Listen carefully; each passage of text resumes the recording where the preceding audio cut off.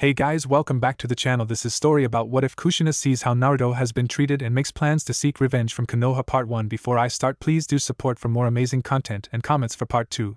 Do consider to subscribe my channel and share my video to your friends and check out the description as well. Let's start the video. Three figures sat in a room deep within the Aburaim compound. Shibi, the Aburaim clan head. Might Guy, an elite jonin and Konoha's undisputed master at hand-to-hand combat, and Yugao Yuzuki, another elite jonin and Umbu member, along with being the only living student of Kushina Uzumaki, the previous head of the Uzumaki clan of Konoha's sister village Yuzushiogakure. It was the morning after the traitor Mizuki tricked Naruto Uzumaki into stealing the forbidden scroll of seals. The three sat in silence for a few moments before Yugao sighed. We've really failed Naruto. Shibi adjusted his glasses. It has been aggravating on how little we've been able to do for young Uzumaki. Considering the Hokage's order to keep our distance from him, there isn't much we can do, Guy growled. He tried focusing his frustration into pulling his rival Kakashi out of his depressed funk with challenge after challenge, but it hadn't worked. I mean, Yugao was given the Uzumaki Kenjutsu style, and I was given their Taijutsu style, so we'd be able to teach young Naruto, and he'd have something of his clan. Shino has also told me that there has been no mention of the Uzumaki at the academy, Shibi said, once more adjusting his glasses, with a slight angered buzzing coming from him. Perhaps the time for the gentle approach has passed. Guy nodded, in more ways than one. I'd hoped Tenten and Lee could help Niji see that fate doesn't control him. Guy sighed and ran a hand down his face. No. I just didn't want to do more, stuck in my own grief and goal of helping Kakashi. His gaze became one of steel as he said, no more. We must do something for the next generation. Does that mean you'll stop holding yourself back as well? Yugao inquired with a raised eyebrow, getting a nod from Guy. I will speak with Hiruzen soon, Shibi said. I shall remind him of a few things. Yugao, I assume you wouldn't mind being his sensei? Course not, Yugao scoffed. Better me than Kakashi, who the civilians would blackmail into focusing on the last Uchiha. After all, Sasuke was Rookie of the Year, and the one with that title is always put with the dead last. And we already know Kakashi is the most likely sensei to take Sasuke. Shibi nodded, then it settled. Guy, I am curious to see what you'll do with your team now that you are no longer holding back. The grin Guy gave was slightly terrifying given his normal nice guy persona. A couple hours later, while Hiruzen was working on the everlasting, unkillable evil that was paperwork, when the intercom crackled to life and his secretary let him know that Shibi Aburaim wished to see him. Jumping at the chance to take a small break from the bane of every Kage, Shibi entered, sat in the chair before his desk, and much to Hiruzen's surprise placed a seal tag on the table and activated it. From what he knew of Fuinjutsu, it was a security seal so others couldn't overhear. Shibi, what can I do for you? Hiruzen asked. Did you know that Kushina appointed me as a backup godfather for young Naruto in case Jiraiya failed? Shibi asked, getting a surprised look from the Hokage as Shibi pulled a scroll from his pocket. I have with me my copy of Kushina's will. I had that sealed. Hiruzen growled, only to flinch back when Shibi lowered his glasses to look at the Hokage. The last time Hiruzen had seen Shibi do that, Shibi had destroyed the IWA shinobi who nearly killed Shibi's fiancée. Returning his glasses to their normal position, he said, you had Konoha's copy sealed. This is my personal copy. I would have come earlier, but I had a few things I needed to double-check. Did you know that Kushina never made the Uzumaki clan a Konoha clan? They still count as an Uzushio clan, and as per the treaty, as long as one Uzumaki is aligned with Konoha, the treaty is in full effect. This also means that Kushina and by extension her son Naruto are the de facto ambassadors to the Uzumaki clan, and it is illegal to seal an ambassador's will. As Shibi spoke, Hiruzen seemed to deflate. Had he really failed young Naruto that much? On top of that, you ordered Yugao, Might Guy and myself to stay away from young Naruto when you knew that Yugao was chosen to pass down the Uzumaki Kenjutsu style, the Surging Serpent, while Might Guy has their Taijutsu style, the Storming Dragon. Hiruzen winced. He had made that order. Had his grief at his wife's, Minato's, and Kushina's death blinded him this much? Defeat was clear in his voice as Hiruzen asked, Shibi, what do you think I should do? Have you put together any of the new genin teams? Shibi asked. Hiruzen shook his head. I was going to do that after lunch. First thing to do is, don't put Naruto and Sasuke on the same team, and definitely not under Kakashi, Shibi said. Kakashi would be blackmailed by the civilian council to focus on Sasuke, letting the other to fall behind. Kurinai is also not a good pick. Her skills with Genjutsu might be Jonin level, but everything else is mid-Chunin at best. There is also the fact that she sabotaged the Kurama clan by having their heir sealed. She said that young Yakumo would never be able to use her bloodline. Hiruzen frowned. How is that sabotage? She only trained Yakumo for a week, something which my wife told me as she knew Yakumo's mother, Shibi replied, getting a shocked look from Hiruzen, As you know, young Yakumo Kurama's bloodline creates a second personality in her mind. The Ito. My wife looked into the origin of the word, and found it comes from the studies of a psychologist from Kumo. In his studies, the ID is the darker aspects of the mind. The darker her life and thoughts, the stronger the Ito. As such, the more positivity in her life, the weaker the Ito. Due to the seal, which can be seen as a betrayal from her sensei and from you as you had to agree to it, there is a lot she has to be bitter about. My wife also has some knowledge of Fuinjutsu due to Kushina teaching her, and found that the seal on Yakumo is faulty, and the Ito can easily influence her. She told me she tried to teach young Yakumo for a month, Herzuin said, slumping down. That's 2 clan heirs he failed. Then straightened a fire in his eyes. I'll recall Jiraiya to check and possibly her seal, apologize to Yakumo in person and ask Inoichi to get young Yakumo therapy to help her fight the Ito. I will also confront Kurenai about this. Shibi nodded. Now back to Naruto. I suggest putting Naruto, Hinata and Shino on a team under Yugao Yuzuki. This would let Naruto retrieve training from his mother's remaining student, receive part of his inheritance, and also assist Hinata Hyuga. The Aburame clan have always been allies of the Uzumaki clan as they were the ones who brought us to Konoha. Hinata also has a severe inferiority complex and Naruto and Shino can help her.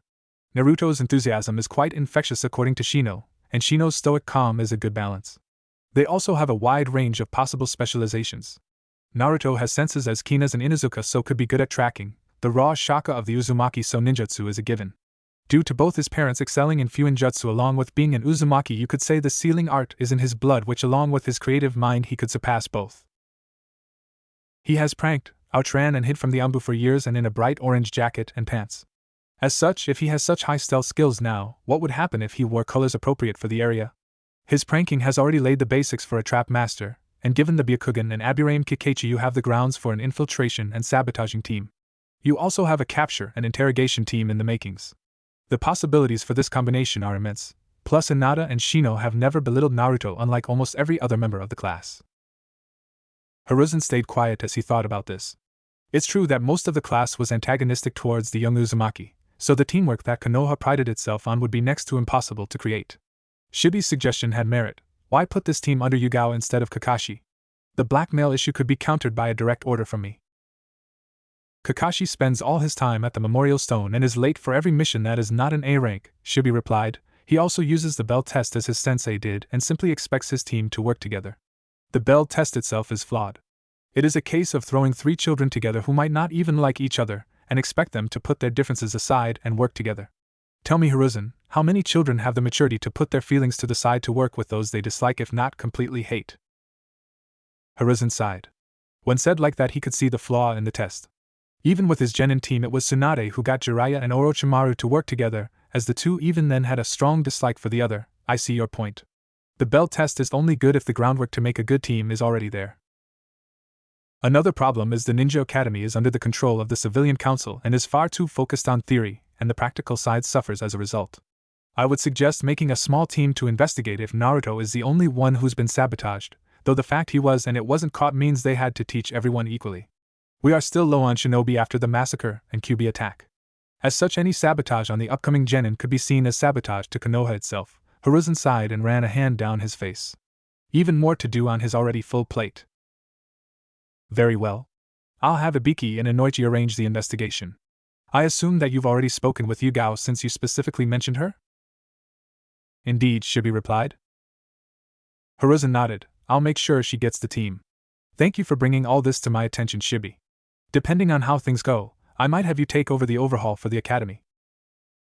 Shibi simply gave a small nod. Rose took his security seal and left the room. He was curious to see how things would go with this small nudge.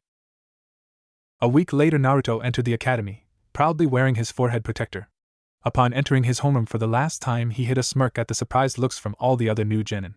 Taking a seat in the back, he was surprised when a few minutes later Shino sat next to him. I see you managed to earn your headband. Congratulations, Shino said in his normal monotone. Thanks, Shino, Naruto said, not used to people other than Iruka-sensei, the Ichirakus and Hokage acknowledging him. So who do you think our Jonin senseis will be? Shino adjusted his glasses. I am unsure. There are too many possibilities. I simply hope that whoever it is can help us reach our full potential. Yeah. I can't wait to become an awesome ninja, Databeo. Naruto cheered. The two continued to talk, ignoring Sasuke's fangirls who were somehow worse in their arguments. Doubly so when Ino and Sakura appeared, since Ino had started to claim that as a clan heir she'd be the obvious best choice for Sasuke, who's also a clan heir. That just started an entirely new argument. When the door opened and Iruka entered holding a couple papers, everyone noticed he seemed a bit somber.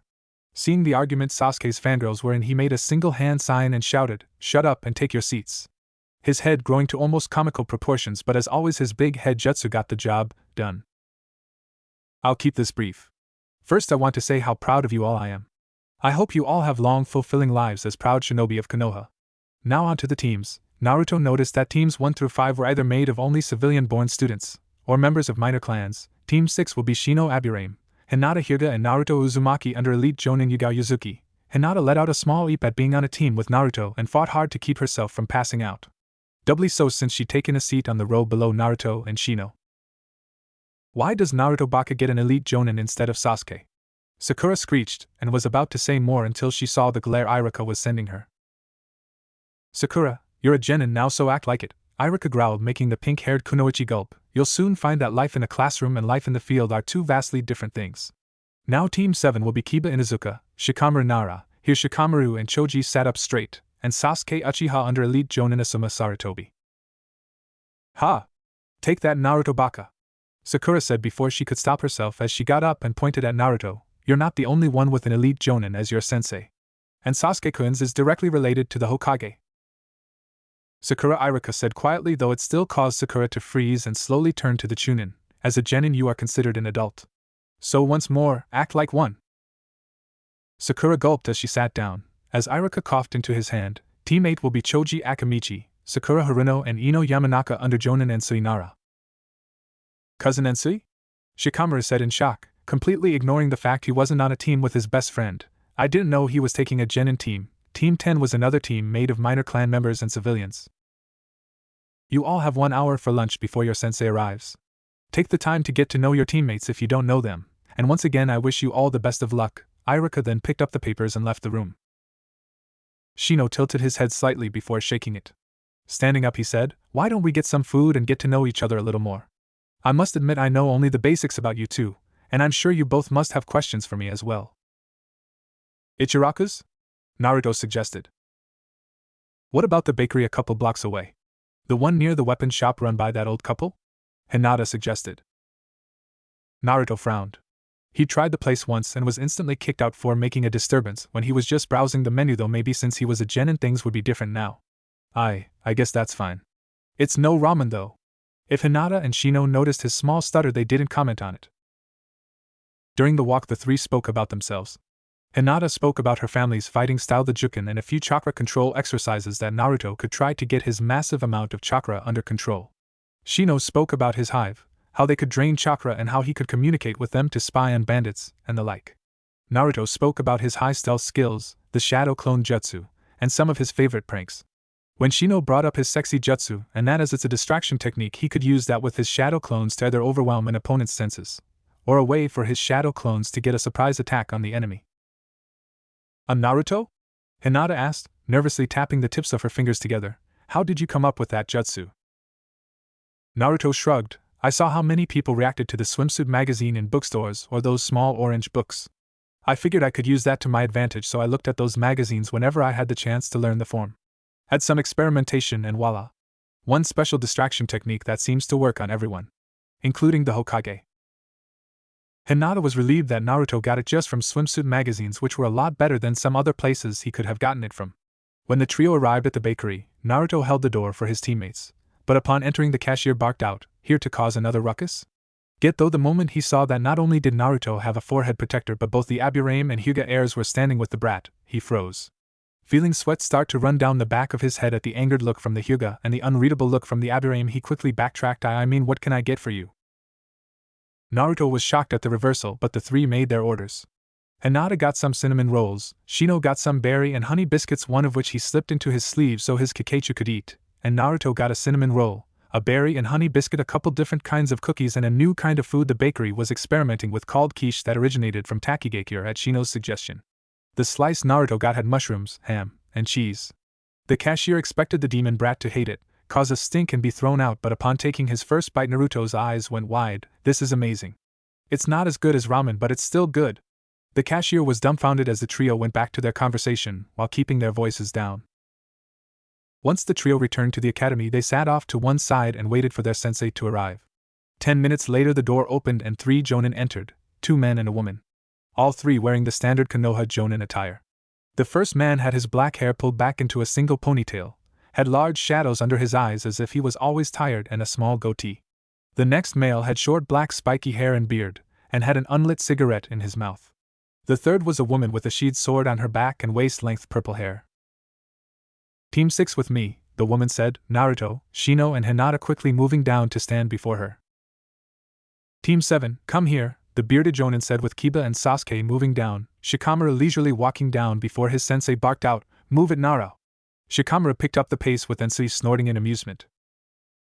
"Team 8, get down here," Ensui drawled, making most think he was the typical lazy Nara before he said with much more steel in his voice, "Now." Before I get annoyed, Sakura, Ino and Choji quickly made their way to stand before Ensui.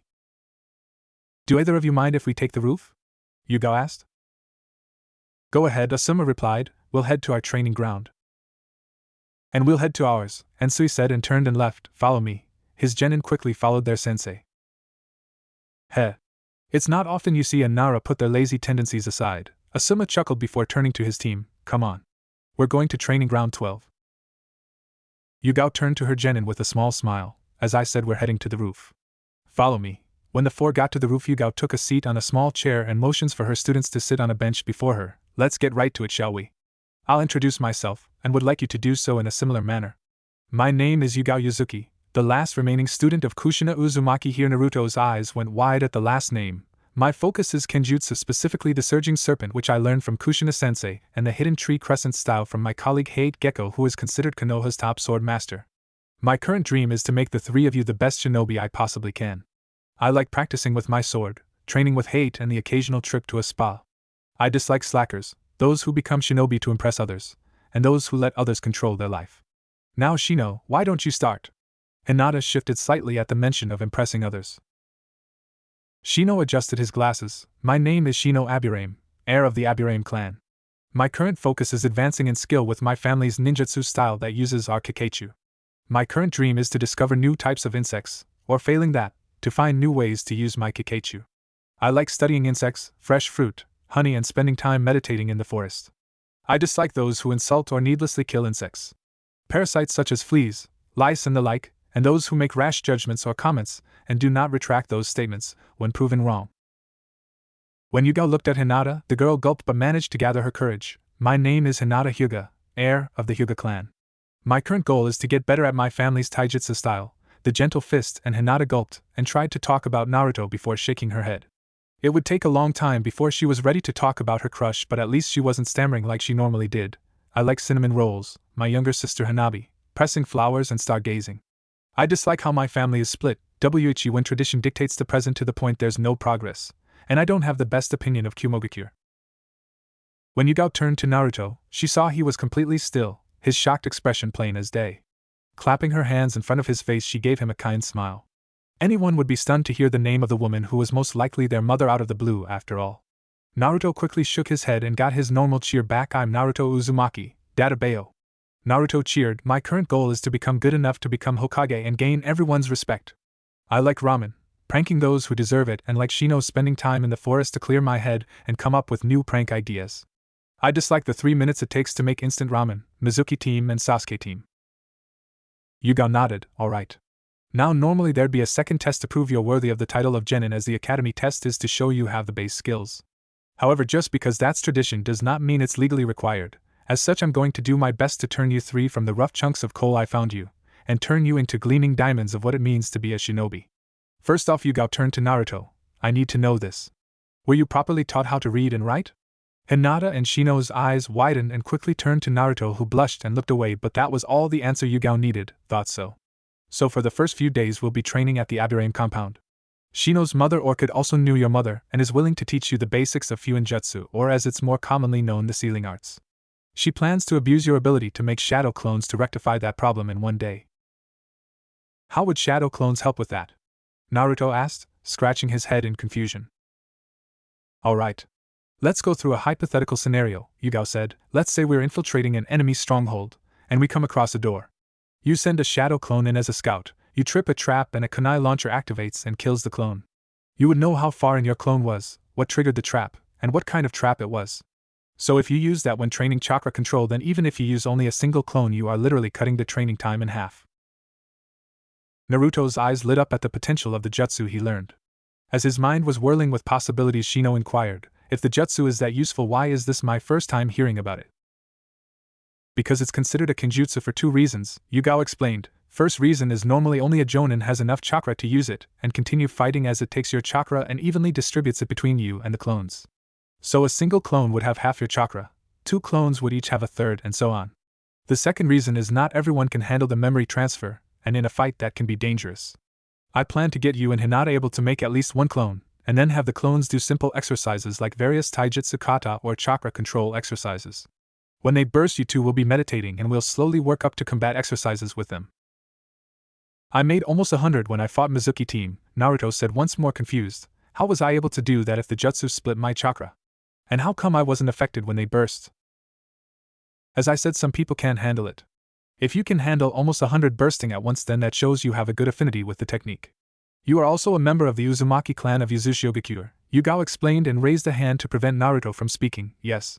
You have a clan, and the fact the academy said nothing about them is a problem for another time and for other people.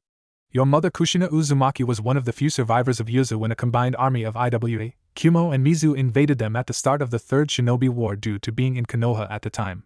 You are also the last known member of the Uzumaki clan's main line. All the genin's eyes went wide, as that meant Naruto was clan heir by default. Learning about the Uzumaki will be one of the things I teach you. 3. What's important is the Uzumaki clan have dense and powerful chakra compared to others, with the main line's chakra being even denser and more powerful. As such, low-level jutsu such as the basic Bushin would be difficult if not impossible for you to do when making only a couple. As such, the more chakra-intense clones such as the elemental and shadow clones were the Uzumaki's go-to clones. A slight buzzing could be heard from Shino. If that's the case, then why did none of the teachers at the academy? The buzzing became louder as Shino's face darkened. Sabotage, they were sabotaging Naruto. Yugao's face turned grim as she nodded yes. However, you don't need to worry about that. Her face turned dark, trust me. That will be taken care of. Her expression quickly went back to her calm expression. Now let's head over to the Aburaim compound, shall we? When the group reached the Aburaim compound, the guards gave the 4 of them nods, and a woman with violet hair that went down to her shoulders, and a white flower tucked behind her left ear, wearing a white lab coat with small orchid flowers running down her sides, met them at the front door. Yugao, right on time. Our 3rd training ground is free, Shino can show you the way. Naruto, please make 5 clones who will accompany your team while the real you comes with me. The woman led Naruto inside while Yugao took his clones and teams along the side of the house. Looking over her shoulder, the woman said, My name is Orchid Aburaim, it's a pleasure to meet you. Yeah, nice to meet you too, Naruto replied, still unused to people being polite to him. The two entered a large room with several tables, each with small stools around them. This is the main dining room for the compound, and can hold a total of 75 people comfortably. She then turned and handed him a scroll. In this storage scroll are a stack of 25 sheets of paper, a brush and some ink. Now please make 70 clones and have them take a seat. Naruto did as instructed and his clones quickly moved to take their seats. Now each of you put your scroll on the table, put a small amount of chakra into the scroll and that will release the paper, brush and ink. The clones did as instructed, and put a single sheet of paper before them as Orchid unsealed a stack of papers from a scroll and began handing the paper she had to each clone. Each of you has a single kanji I'd like you to practice. Once you have gone through your entire stack of paper, burst 1 table at a time. Then Naruto will remake you and you'll begin again. Why? The original Naruto asked, why do I have to do all this? A few reasons, Orchid replied. First, Fuinjutsu requires a high level of calligraphy, so by doing this you are not only learning how to properly write but you're also training your calligraphy at the same time. As they do that, I'll help you learn how to read. I hope you're not planning to use a boring book like the ones at the academy, Databayo, Naruto grumbled. I have 3 books for you to choose from, Orchid replied with a playful smile as she pulled 3 books from her pocket. The first is about trap making. Something that might interest you as pranks can be seen as the basic form of the skill. Here Naruto perked up. The second is about the basics of seals, as that is what I will teach you. The third and final one, she then placed down a 3rd book. Hiruzen looked up from his paperwork when Kakashi-shun shined into the room. I was expecting this. You have questions as to the team placements? Hiruzen asked. Why didn't I get Sensei's son or Sasuke? Kakashi asked with a raised eyebrow, thankful that his mask hid his large frown. He owed both his sensei and Obito to teach their family. It's one of the main reasons he didn't take any other students on top of them not understanding how important teamwork was. Do you want the list? Hiruzen replied. Not getting an answer from Kakashi, he continued, alright. Let's go down the main points. First is your laziness. Naruto has been sabotaged since day one at the academy. From what Ibiki and Inoichi found in the first week of investigation, Naruto should have passed his first time taking the graduation test. Kakashi's visible eye widened. As such, he needs a hand on sensei, not one who will be 3 to 4 hours later because he feels like it. On top of that, Yugao has just as much a claim to teach him as you, if not more so, as she's Kushina's only living student and was given the Uzumaki Kenjutsu style so she can pass it down to Naruto. Might Guy will even be working with Naruto to teach him Kushina's taijutsu style. Kushina once trusted Guy with the Storming Dragon? Kakashi gasped. The Storming Dragon was borderline legendary. At least Yugao having the Surging Serpent made sense. Though why hasn't Guy shown he has Kushina's style before now? Hiruzen nodded. We both also know the remaining members of the Civilian Council will blackmail you to focus on Sasuke Uchiha simply to spite Naruto and plagiate the Uchiha. They cannot do so with Asuma as being one of the 12 ninja guardians. He also has the daimyo backing him up. Sasuke needs a firm hand at the moment, and Asuma is already planning to start the young man's healing and hopefully deal with his superiority complex and inferiority complex. Kakashi nodded, but before he could say anything, Hiruzen continued, you have also proved that you aren't worthy of being a sensei. Naruto has had 12 years to grow, and in that time you have failed 7 different teams. The genin didn't need to show perfect teamwork, and the last 4 of times I had someone watching you test the genin. 2 years ago was a passable team, but you still failed them. 3 genin full of potential, 3 genin who decided to take civilian jobs instead. With your track record, I'd rather trust Ibiki and Enko with a genin team. Are you serious? Kakashi gasped. Ibiki would terrify the genin and Enko wouldn't know restraint if it approached her dressed as a Miko.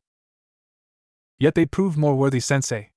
Hiruzen growled. Ibiki takes every job given to him seriously, and knowing him, he'd either raise the most terrifying TNI specialists the world has ever known, or find some way to make them as good strategists as a Nara or Aburame. Enko would never abandon her team, as she'd never treat them the way Orochimaru treated her. That by itself guarantees she'd do everything she possibly could to make sure they'd make at least Chunin. Now I have paperwork to do. Kakashi vanished in another shunshin.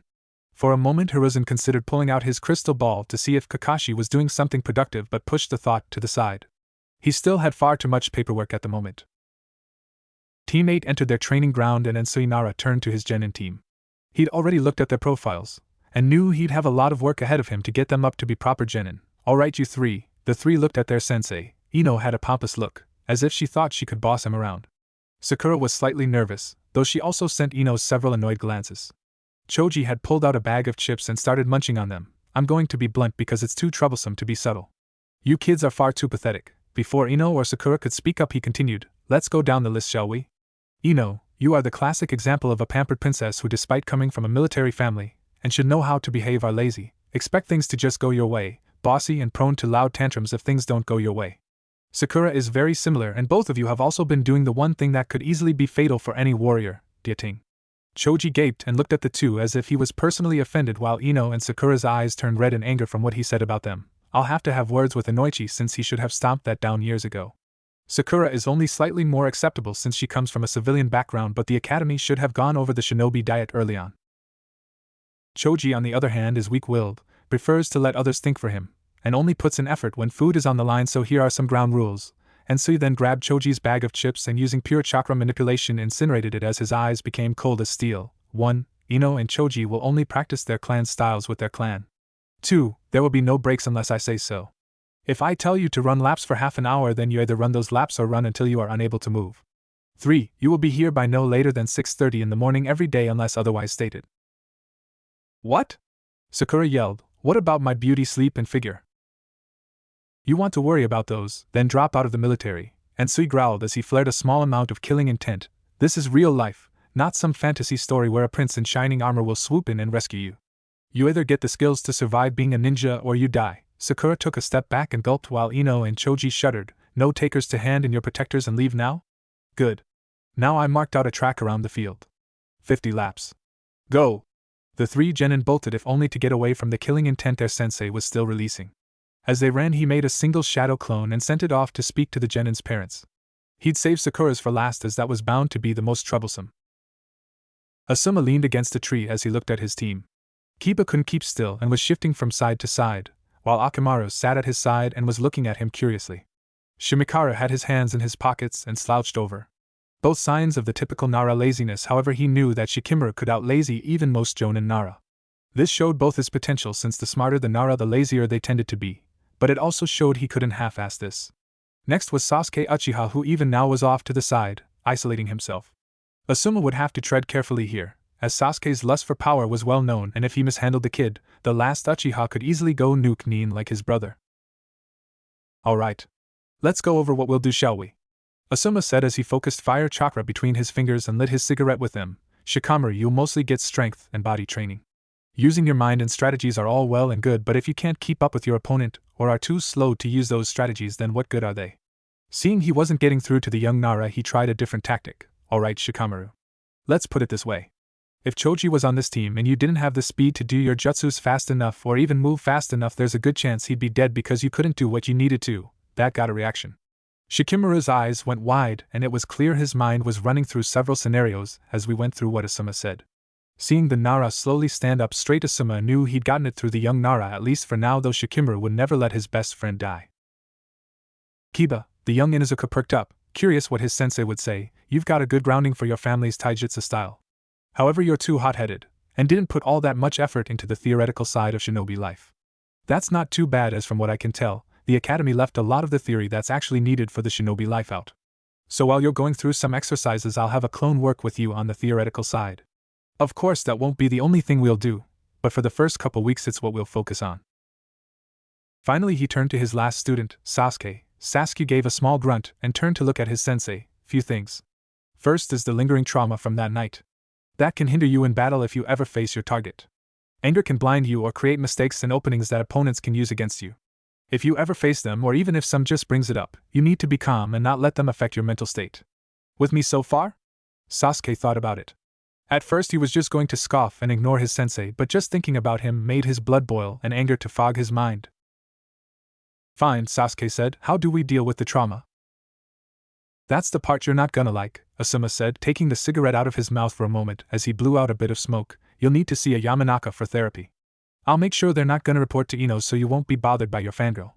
I'll also make sure whoever it is discreet. Don't need to draw attention when it's not needed, right? Sasuke scowled but nodded. Therapy? That was for lesser people. He was an Uchiha. An elite and the best of the best. But if it would get his sensei off his back, he'd deal with it. Even though it would take time away from training to beat him. As for training, due to your eyes' ability to memorize everything they see, versatility is the name of the game. We'll work on ninjutsu, genjutsu, some taijutsu that should fill any holes your family's style might have, since it needs the Sharingan to reach its full potential, and even some other aspects of shinobi life. Blacksmithing is a possibility, or even medical ninjutsu techniques. Blacksmithing would let you make your own gear, and as past members of your clan have shown, Uchiha steel is some of the best out there. And that's including what's made in the land of iron. Medical knowledge and techniques wouldn't only let you fight longer, but you'd also know how to cripple enemies easier or flat out take them out of the fight completely. Asuma knew he was laying it on a bit thick, but until Sasuke got that therapy it would be difficult to keep the kid from doing something stupid. He just hoped he wasn't making a mistake with all this, but time would tell. As the trio of genin got started training, the gleam in Sasuke's eyes at the power his sensei planned to give him never left. A gleam Asuma noted and hoped to the sage and Kami that the therapy worked. So the first exercise you'll do is called tree walking. This will not only let you walk on any surface you want, but the more you master your chakra, the less you'll need for your jutsus while maintaining their full power, Yugao explained with a small smile. First step of this exercise is focusing chakra to the soles of your feet, which is the most difficult place on your body to send chakra to. Yugao then demonstrated this by walking up a nearby tree. Once you are able to walk up and down a tree for an hour without stopping, we'll move on to the next level of this exercise. Yugao then jumped off the tree, flipped in mid-air and landed on her feet. As she did, one of the Narutos sniffed the air as the wind changed directions. The scent stirring something in his mind. Nico? Naruto asked, his clone brothers giving him a puzzled look before they also sniffed the air, as Shino and Hinata wondered if their sensei had been in Umbu. Yugao smirked. I wondered if you'd pick up on that. Yes, I am an ex-Umbu captain. I was chosen to be the sensei for this team for a few reasons, one of the main ones being Kushina left the Surging Serpent style to me so I could teach it to you. The sensei of Team 9, Might Guy, has her taijutsu style, the Storming Dragon. You'll be working with him during Friday evening and throughout Saturday while you all have Sunday off. All training and no time for rest will only hinder you. I suggest you all either work on theory on that day or just spend it relaxing. Starting tomorrow though, I'll be wearing my Umbu armor as I much prefer that over the standard Jonin uniform. She didn't mention that the last time she'd been around Naruto was shortly after the orphanage kicked him out for the last time. It is logical to have an Umbu captain as our sensei, Shino said. The more high-profile the genin, the stronger the jonin. Teams 6, 7 and 8 are either made solely or partly of clan heirs. That is another reason I was chosen to be your sensei. Yes, Yugao agreed. Now enough talk. Let's get to training, shall we? Oh, I forgot to mention. Too much chakra and you'll be blasted away from the tree, and not enough chakra will make you slip off. I want one Naruto to stay back and remake the others for as long as possible. Might Guy stood over his panting students, having just put them through their paces. Even Lee, who was the physically strongest and had the most stamina of them, was panting. Handing them all bottled water with vitamins mixed in, he spoke, "You have 10 minutes to rest before we move on. Each one of you have been coasting so far and have refused to learn skills to fill in your weak points. That ends now." All three of them looked up at him in shock. Not even Lee had seen their sensei like this. First, Niji and Tenten will learn some ninjutsu. Lightning and wind for Tenten and earth for Niji. That goes against Hyuga tradition. Niji gasped out, a defiant look in his eyes. At least until Might Guy suddenly went through three-hand signs, earth release, rock fist jutsu. Niji's eyes went wide as he barely got out of the way of a large stone fist rising out of the ground and would have sent him flying. Tradition is not law, Niji. Now be quiet. Tenten. The kunoichi jumped as her sensei turned to her. So far, despite everything I've taught you, you've focused on throwing your weapons, even ones not meant to be thrown. This can be a useful tactic, as no one would expect a ball and chain flying at them with your level of speed and accuracy. However, what will you do when you come across someone with a strong enough earth jutsu to block everything you throw, or a wind jutsu that can blow them away? His eyes narrowed as she shifted slightly. I see you understand. Lightning jutsu can help your weapons pierce earth and occasionally even defy the wind. You are a lightning/wind element kunoichi. The best options for your chosen specialty. Use them. He then turned back to Niji, who, despite his shock at the drastic change in his sensei's attitude, still looked defiant. You will be getting therapy and... I will not. Niji hissed, his Byakugan flaring to life only for it to instantly vanish when Might Guy lifted Niji into the air by his shirt. Shock clear on Niji's face as he thought, I didn't even see him move? You blame your cousin Hinata for your father's death. You blame a 3-year-old girl for being kidnapped by a jonin.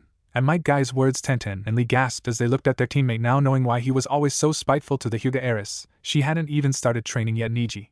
Hyuga don't start training until they're 4 years old, as you damn well know. She's weak. Niji spat back, fury burning in his eyes. She can't bring herself to harm others. Being kind to allies is not a weakness. Guy roared, as he glared back into Niji's eyes. Tell me, has she ever used the caged bird seal? When Niji didn't respond, Guy's glare turned into a smirk. Thought so. So Niji, you have two options. First is following your sensei's orders and receive therapy to get over this obvious weakness. Second, I will go to the Hokage and have you removed from Konoha's forces entirely. Niji's eyes widened at the level of that threat. Any branch member removed from Konoha's forces as a genin would receive the locked cage seal, where both their eyes and chakra would be permanently sealed. Did his sensei know about that? Silence hung heavy in the air before Niji slumped in defeat. Fine, Niji spat, though in the end it will do nothing. Fate will see to that. Guy dropped Niji before turning to Lee. Lee, as much as it pains me to say this, you need to truly think about your decision to use only taijutsu. Lee's eyes went wide. Was his sensei doubting his dream and drive now? After all he's seen? Your drive is commendable, but you have spent no time in defending yourself from genjutsu. As you are now, should you go into the Chunin exams, then a single D-rank genjutsu could leave you defenseless, meaning your teammates would have to defend you, hindering their ability to fight back. I have also been curious if, despite your inability to do ninjutsu, are you able to summon? Tenten and Lee gasped in shock. Was Guy-sensei saying what they thought he was? The Tortoise clan take most of the credit for forging me into the jonin I am today. Some say I am unable to do any ninjutsu or genjutsu, but I have just proved one of those rumors false. I simply choose not to use them. The three genin gasped at that. For a jonin to choose not to use their full skill in battle and still become an elite jonin and high A-rank threat in the bingo book was startling, to say the least. One reason I'm pushing you so hard is I am no longer holding myself back. If I'm going to be the best I can be, then you are damn sure I'll make you 3 the best you can be. Now you have 5 minutes of rest left before we move on to covering your weakness. Enjoy this rest while you can, because from now on training is going to be even more intense than this morning. I will fuel your flames of youth with this rigorous training until they're burning so hot even a volcano pales in comparison. Evenly gulped in fear. This morning had already pushed them to their limits. If it was going to be more intense, would they even survive to enter the Chunin exams? A few hours later, Shino and Hinata were on the ground panting, exhausted. The Naruto clones that had been originally training alongside them are long gone, and the replacement clones Naruto had sent burst only a couple minutes ago. When Orchid and Naruto appeared, the blonde kept snickering to himself, a twinkle in his eye that promised problems for whoever drew his ire. How'd it go? Yugao inquired. Marvelously. Orchid replied with a beaming smile. He blew away my expectations. Not only did he master the writing exercises I set for him, he also decided to keep the 3 books I laid out so he could go over them more in depth later. With his ability to multitask and you in charge of teaching him, I have no doubt that your genin will be great one day. Well, I'll do my best, Yugao replied. So by your statement we don't need to train here for the next few days? Nope, Orchid replied. I'll work with Naruto in the evenings on Sunday, Tuesday, and Thursdays if that's alright with the 2 of you? I have no problem with it, Yugao said. Same, Naruto said. I've already got so many ideas on what I can do with Fuinjutsu. Well, you'll have to get better before you can do those ideas, Orchid replied with a smile. Remember to practice with normal ink for a while. Doubly so when working on things like explosion tags. Those can be dangerous to work with even in the best case scenario when you're still new to the art. Got it, Orchid-sensei, Naruto replied with a grin as he put his hands behind his head. He needed to get some more paper and ink, but this was something he could easily practice in his spare time. Then he started cackling as he remembered all the blank scrolls the academy gave for when he did his homework. He'd just thrown them in the closet and forgotten about them. Alright, Yugao said after handing Hinata and Shino some water bottles. Since Naruto's training with Orchid advanced so quickly, we'll meet tomorrow at 7 a.m. at Training Ground 6. Naruto, I'll spend a little extra time with you tonight to go over a few things about your mother, and some things the academy didn't teach you that they damn well should have. Hinata and Shino didn't feel slighted at Naruto getting extra attention from their sensei. He did have to catch up on things the academy refused to teach them, and Yugao was one of the few people who could tell him about his mother. Do you know who my dad is? Naruto asked. I do, Yugao replied, making the genin and Orchid blink in surprise. However, I'm not allowed to tell you at this time. He had more enemies than the average shinobi did, and they would have no issue killing you as a revenge by proxy against him. I believe he left instructions to tell you about him when you make Chunin, though I will need to check with the Hokage about that. Naruto nodded. This just gave him another reason to train hard and become Chunin. He turned to look at the Hokage monument, the carved faces of the 4 Hokages in the mountain that acted as part of the village's wall and natural defense. Determination welling up in him as he looked at his heroes. He'd make it to Chunin, no, not just him. He'd do everything he could to aid Hinata and Shino, both in their goals and in being promoted to Chunin. They are a team now, after all. Yugao noticed that Naruto's eyes lingered on the 4th Hokage a little longer than the others, and a small smile briefly appeared. When Naruto and Yugao arrived at his apartment, she looked around with a critical eye. The palace was livable, but the door and windows showed obvious signs that the place had been broken into. Slight scratches near the locks, very slight cracks in the window's locks, and the place was bare, as if Naruto feared having more positions that could be broken or stolen. Her eyes slightly narrowed. Due to not being able to watch over Naruto as much as she'd have liked as he was growing up, she wasn't able to be part of his Umbu guard, but they were meant to protect him until he made genin himself, yet there were clear signs they'd ignored their duty, or worse, aided in his torment. She'd have to speak to the Umbu commander about this. If the Umbu would ignore orders to protect their Jinchuriki regardless of who his parents were, then what else were they ignoring? Every Umbu had to have some level of skill in Fuinjutsu, and they were all told how Naruto's seal worked under a secrecy seal, so they couldn't reveal it. Wait. Her eyes narrowed again in thought. There was one branch of Umbu that had been independent before it was shut down. Perhaps Danzo was up to his old tricks again.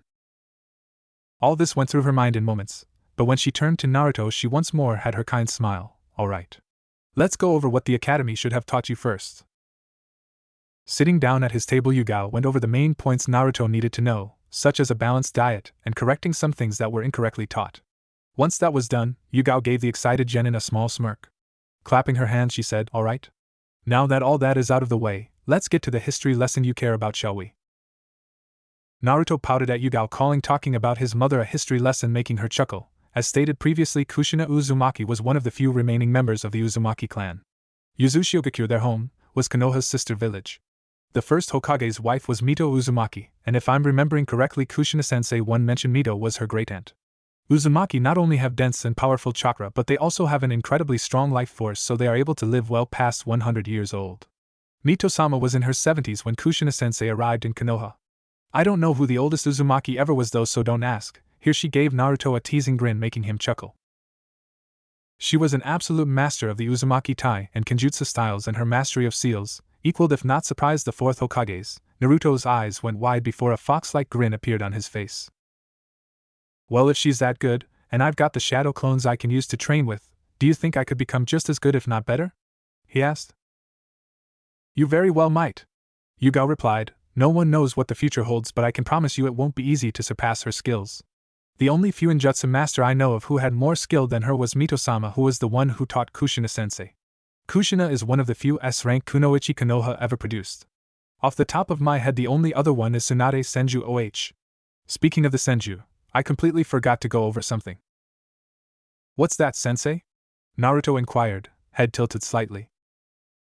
The Senju clan, Uchiha clan, and Uzumaki clan are all related, Yugao explained. The Uzumaki clan used to be members of the Senju clan, however, let's see, Yugao tilted her head as she thought. I believe it was 400 or 500 years ago a small group of Senju splintered off from the rest and moved to some islands surrounded by whirlpools, which is where the village got its name. These Senju who founded the Uzumaki clan all had what became the Uzumaki traits. Crimson red hair, highly dense and powerful chakra, even more so than what the Senju are supposed to have, and a near instinctive grasp of Fuinjutsu. As Naruto took this in, something that Yugao had said before finally clicked. Wait, if great-great-aunt Mito was the first Hokage's wife, that means I'm related to the first two Hokage? Correct. They would be counted as great-great-uncles, Yugao replied, though very few people knew Kushina-sensei was related to Mito-sama outside of both being Uzumaki. This would also mean you're related to Tsunade Senju, one of the three Sannin. Seeing his confused look, she explained, the Sannin are the students of the third Hokage. They got the title of Sannin during the Second Shinobi War when they survived a battle with Hanzo the Salamander. Naruto's eyes went wide. Hanzo was reportedly one of the most dangerous shinobi to ever live, and very few of his enemies ever survived meeting him. The other members of the Sannin are Jiraiya, Konoha's only true seal master, though there are others such as Orchid who are at least proficient in the art. He is also the sensei to the fourth Hokage. The third member is Orochimaru, one of the three great traders of Konoha. Each Sannin also has access to a summoning contract, like their sensei. How does one find a summon contract? Naruto asked. There are three ways, Yugao replied. First is to find a contract, though that is rare. Second is to have it passed down to you, such as from sensei to student, with the fourth Hokage getting the Toad contract from Jiraiya, for example, or down through the clan. The third, while the most direct way, is also the most risky. If you perform the summoning jutsu without a contract, then you're teleported to the realm of the animal clan you'd match best. However, just because the one you'd meet would be your best match doesn't mean they'd accept you. If they don't, then the best case scenario is they just send you back. At worst, they could kill you. Does the Uzumaki clan have a contract? Naruto asked. He would like to have a summons, as he's seen the Hokage summon monkeys a couple times, but he didn't want to risk dying yet. He just started moving toward his dream. I don't know, Yugao said slowly. If they did, it's either with Kushina-sensei's stored items. If it's not, it's either hidden somewhere in Yuzu or it's lost. Kushina-sensei never mentioned a summoning contract, but I also never thought to ask. I'll check with the Hokage first, then we can talk about other options, alright? Naruto looked at her and saw true concern in her eyes. Something he'd only really seen in the Ichirakus. Alright, Naruto said, glad that not only was he on the right track now, but he also had a sensei who was truly worried about him. He wondered if Shino and Hinata were the same. Unknown to Naruto, deep within his mind a large figure in a cage made of red pillars stirred. A single red eye opening. Things were finally getting more interesting. A couple weeks passed with all the genin training hard. Asuma was pleased to see a little progress on Sasuke's therapy. The young Uchiha was still isolating himself, but he occasionally joined in conversations Shikamaru and Kiba had about tracking targets and different ways to incapacitate or kill them. Tenten was making decent progress learning how to use her elements, and Lee had spent a lot of the time he wasn't training meditating to focus his mind to fight off genjutsu or trying to learn the summoning jutsu. Much to his shock, he had managed to summon a baby tortoise on his most recent attempt. Ensui, much to his frustration, hadn't made much progress with some of his genin. Inoichi and Choza had backed him up in how Ino and Choji were trained. Sakura's mother had tried to throw a tantrum and complained to the Hokage about the inhuman training her daughter was being put through, and was shocked when told that while a little more advanced than expected, the training Sakura was doing was normal for shinobi. Hiruzen hadn't been idle either. Inoichi and Ibiki had found that a lot of students had been sabotaged. More than half of the teachers at the academy and its headmaster were guests at Konoha's TNI department for treason, along with a good portion of the civilian council, as the sabotage was done on their direct orders. Hiruzen, as he'd warned Shibi, had put the Aburame clan head in charge of fixing the academy's curriculum. Something that Shibi did with the stoic calm and efficiency his clan was known for. Something many people of Konoha didn't know was that the Aburame clan were sometimes just as smart as Inara. Shibi being one such example. Yugao, as promised, had pushed her team hard. All three had mastered the tree walking exercise and were well on their way to mastering the water walking exercise. Shino and Hinata had also gotten new outfits. Shino's was due to necessity, as once he'd moved on to water walking he needed an outfit that could protect his Kakachu from the water if he fell in. Both of their outfits had some dark orange on it as a subtle sign that they'd stand with Naruto. Yugao wasn't sure if Naruto noticed the sign, but it didn't really matter since the three's teamwork was on point. They'd already blown past the required amount of D ranks thanks to Naruto's shadow clones, so they could take a C rank if they wanted, but none of them felt they were ready. Hinata had also come farther than she'd expected in such short a time. Naruto's enthusiasm mixed with Shino's calm encouragement had done amazing work in improving her self-esteem. Currently Yugao was standing off to the side watching the three brainstorm on ways they could improve. Naruto was deep in thought as Hinata and Shino considered different survival tactics to use if they were separated from the others. Hey Hinata, Naruto said slowly as if he was still puzzling it out himself. Yes, Naruto? Hinata said as she turned to him, a couple of Shino's Kakachu resting on her hand while some were sitting on Naruto's shoulders so they could get used to Shino's hive. Your taijutsu style, I can't put my finger on why, but it doesn't really suit you. It's almost like it's too stiff. Like she's forcing herself to be still despite what her instincts are telling her to do. Shino offered as he adjusted his glasses. I'd noticed that myself, but I'm unsure as to the reason why. Well, Hinata said as she tilted her head to the side in thought, the Jukin is often connected to the earth element. Still, proc ice and powerful. Perhaps the reason I can't use it as well as other Hyuga is I'm the wrong element? Possibly, Shino considered. What would it matter? Naruto asked. I know some jutsu elements are strong against others. Fire beats wind, for example. Does that really mean as much with taijutsu? It might, Yugao said, joining the conversation. Her genin looked at her and weren't the slightest bit bothered anymore by her gray armor showing off her curves a little more than her standard jonin attire. She'd already given them the talk and explained much about what happened to the body as it grew. The kids had been embarrassed as expected, but once she explained how enemies could take advantage of a teen's hormones, they understood why knowing what was happening was required. Might Guy's style, the Goken, has a lot in common with the lightning element being composed for fast and powerful blows to end a fight quickly. From what I know, the Uzumaki style is very similar to water in that it can easily flow from a mobile and defensive style to a ferocious offensive style in the blink of an eye, though Naruto would know more about it than I would. That's a good way to describe it actually, Naruto said as he scratched his chin. Guy-sensei has me use a dozen shadow clones to run through the basic katos while I get strength and endurance training so I can dodge or deflect attacks before retaliating. Well, I do have to stop myself from moving too much as the Jukin is a rather stationary style, Hinata stated as she considered what had been said. I also find myself wanting to kick the training dummy, but the Jukin doesn't have any need for kicks. What if you tried sending waves of chakra into your opponent through your kicks? Naruto asked as he recalled what Hinata had told them about the style. Does a tenketsu need a direct infusion of chakra to be shut down, or would a wave of chakra over it work? From everything I know, it needs a direct infusion, but a wave of chakra, as you suggest, could still do a lot of damage to the enemy, Hinata mused. During one of their first sparring sessions, Yugao had pointed out that by holding back and not showing what her style could really do, was harming her teammates, as they had to take taijutsu seriously. And if they ever had to fight a member of her clan or someone who'd stolen a Byakugan and had reverse-engineered the style, it was best to know what it could really do. The Jukin's been refined for decades to use our Byakugan to its fullest and disable tenketsu with nothing more than a single finger. But that does mean that while it's excellent in finesse, it lacks in raw power. Cloth and leather barely hinder it, but metal armor can be a hindrance. Especially chakra metal from the land of iron, due to its ability to spread the chakra we inject into our opponent over the entire sheet of metal. Really? Interesting, Shino observed. Most would assume that chakra metal would assist in focusing the Jukin strikes. Kind of like a rock hitting a pond, Naruto said as he scratched his chin before turning to his sensei, Yugao-sensei. How does one learn what their elemental affinities are? Yugao smiled as she pulled out 3 small sheets of paper. This paper is made from trees that have been fed chakra since it was planted. She then handed each of her genin a sheet. Due to that, by imbuing chakra into it, you will get one of 5 different results. Fire will make the paper burn, wind will cut it in half, lighting will make it crumple, earth will dry it out to the point it crumbles to dust, and water will soak it. The more powerful your secondary affinity, the more prominent the second effect will be. Why don't you go first, Hinata? Naruto suggested as Shino nodded his agreement. You're the main one having problems right now. All right, Hinata said suddenly, very nervous. She'd never heard of a Hyuga who didn't have earth as their main element, and didn't know what would happen if she didn't have earth. Taking a deep breath, Hinata poured a little chakra into the paper only for it to get soaked in moments before crumpling up. Hinata's eyes went wide. I'm water and lightning? Is that why the Jukin doesn't fit me? Because both of my elements have a direct relationship with Earth. It very well might, Shino mused. Is there anyone in your family that you can ask for help? I should let father know, Hinata gulped, but I doubt he'll take this well, and this might just force his hand into making Hanabi the heiress, as the elders would be more insistent than ever. Even if doing so would undo renewing the alliance with the Uzumaki and Aburame clans?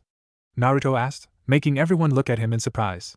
He had his fox-like grin back and his eyes had the gleam of a prank in the works. After all, you're on a team with the heirs to both clans. And while the Uzumaki clan may be down to one member now, it won't remain that way once we grow up.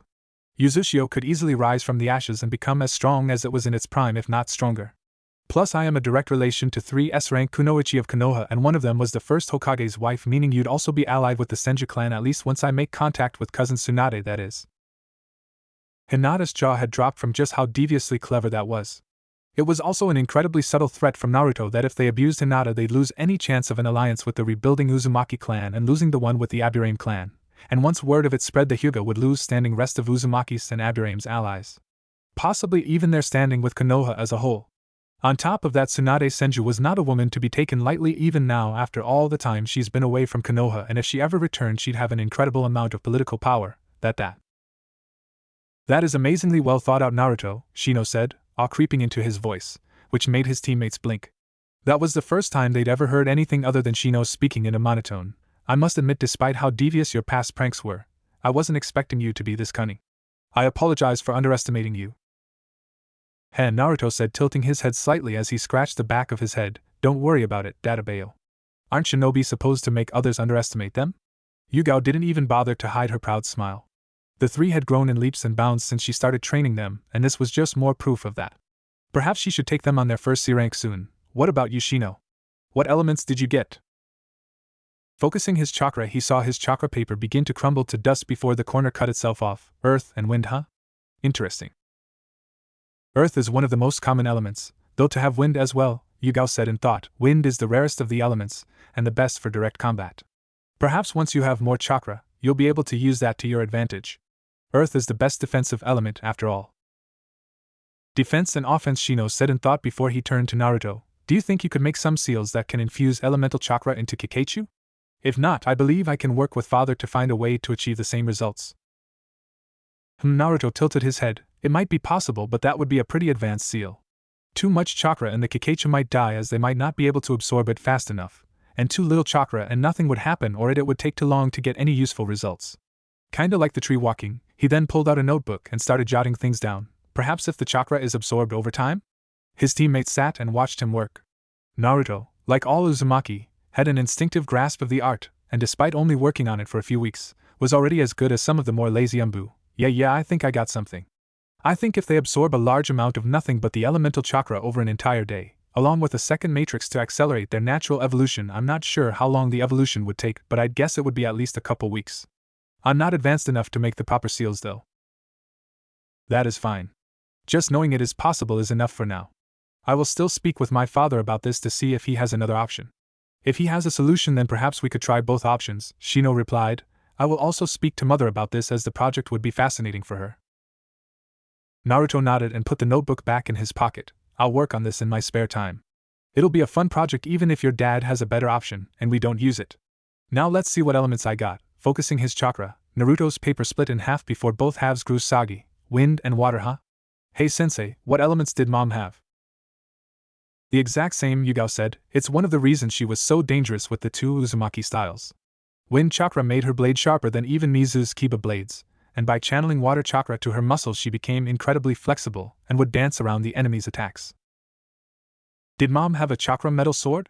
Naruto asked, getting a nod from his sensei. I'm betting she also added some seals to it. She did, Yugao said before her eyes went wide as realization hit.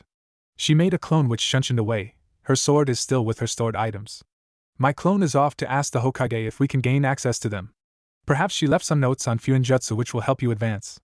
At the rate you're growing with it, you'll be better with seals than I am soon, though admittedly among A and BU I'm near the middle tier of Fuinjutsu skill. Do you have your practice swords on you? Naruto nodded, and in a puff of smoke a wakizashi appeared in his left hand and a katana in his right. He'd found he felt the most comfortable with the medium-length sword but was still training with a katana in case he needed the additional reach. If we can get her katana, I want you to start training with that. We can get you a proper chakra metal wakizashi soon so you can put your own seals on it. The cackling Naruto let out made his friends shudder. For once they didn't want to know what kind of seals the blonde was thinking of. Hiruzen sat at his desk going through yet more paperwork, when someone knocked on his door.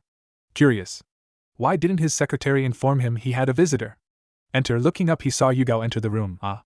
Yugao. What can I do for you? I was wondering if Naruto and I could get access to his mother's stored items, Yugao inquired, both to see if the Uzumaki had a clan summons as I've told you before, and also so Naruto could have his mother's sword and Fuinjutsu notes. Hiruzen leaned back in his chair and stroked his short beard. You believe he's ready for her sword, and is he already that advanced in Fuinjutsu? To use in the field, no. Yugao replied, for now he'll use a normal katana in the field, however he should be ready to use it by the Chunin exam at the latest. As for Fuinjutsu, he's already nearing my level of skill. Hiruzen's eyes went wide at that bit of news. Using shadow clones, he's already got a high level of calligraphy and also uses them to practice new seals. Orchid and I have done what we can, but he's growing far faster than we thought. He's truly inherited his mother's skill in the art. Hiruzen nodded. Very well. Hiruzen got up and moved to a picture of his old genin team. Putting it to the side revealed a seal. Biting his thumb, he spread some blood over the seal, which glowed before the wall drew to the sides, revealing a safe with yet another seal on it. After unlocking the safe, he pulled out a rather large scroll with red markings, though Yugao noted a similar scroll with yellow markings next to it. After closing the safe, Hiruzen returned to his desk and handed the scroll to Yugao. This contains most of his mother's possessions, including the deed and keys to her old house where the rest of her items are. I've read the reports from the Umbu commander about how many people have broken into his apartment after you reported what you saw, and want you to help him move into the house. I have failed that young man in more ways than I wish to acknowledge, but that doesn't change the fact I have failed him. Even by preventing him from having a loving family is a move that Danzo would be proud of. Yugao's eyes went wide at that even as she sealed the scroll away. By doing so I made myself seem to be one of, if not the only person he could trust. I plan to tell him more about his burden soon and apologize to him. I would like you to be here when I do. Of course, Hokage-sama, Yugao said before she left the room, several thoughts fighting for dominance. Leaning back in his chair, Hiruzen looked out the window and sent a prayer to the kami and Kushina's spirit that his mistakes wouldn't destroy the bridges with the young man who'd become a second grandson to him forever. Keep moving, runts! Ensui barked out, as a couple of his clones continued to try to catch Ino, Sakura and Choji in their shadows as part of the genin stamina and evasion training. Don't slow down, Sakura. At this rate he need to ask Orchid or one of his Umbu associates into getting resistance seals so these brats would train at all times even if they didn't want to. Sakura and Ino were still barely past the level they should have been as fresh genin right out of the academy. At least Choji was now taking training a little more seriously. The genin kept this up for another 10 minutes before Sakura was caught by one of his clones, with Ino caught only 2 minutes later. Alright. That's it for this training exercise, Ensui said, and his clones burst themselves, his 2 female genin falling to the ground panting while Choji simply bent over panting slightly. While you rest we'll talk about new ways to train, Ensui said, smirking slightly as Ino and Sakura groaned. I thought Nara were supposed to be lazy, Ino whined. We are. I'm just focusing that laziness to make your training as efficient as possible so I don't have to do as much. It's one reason you 3 haven't even had a single D rank yet.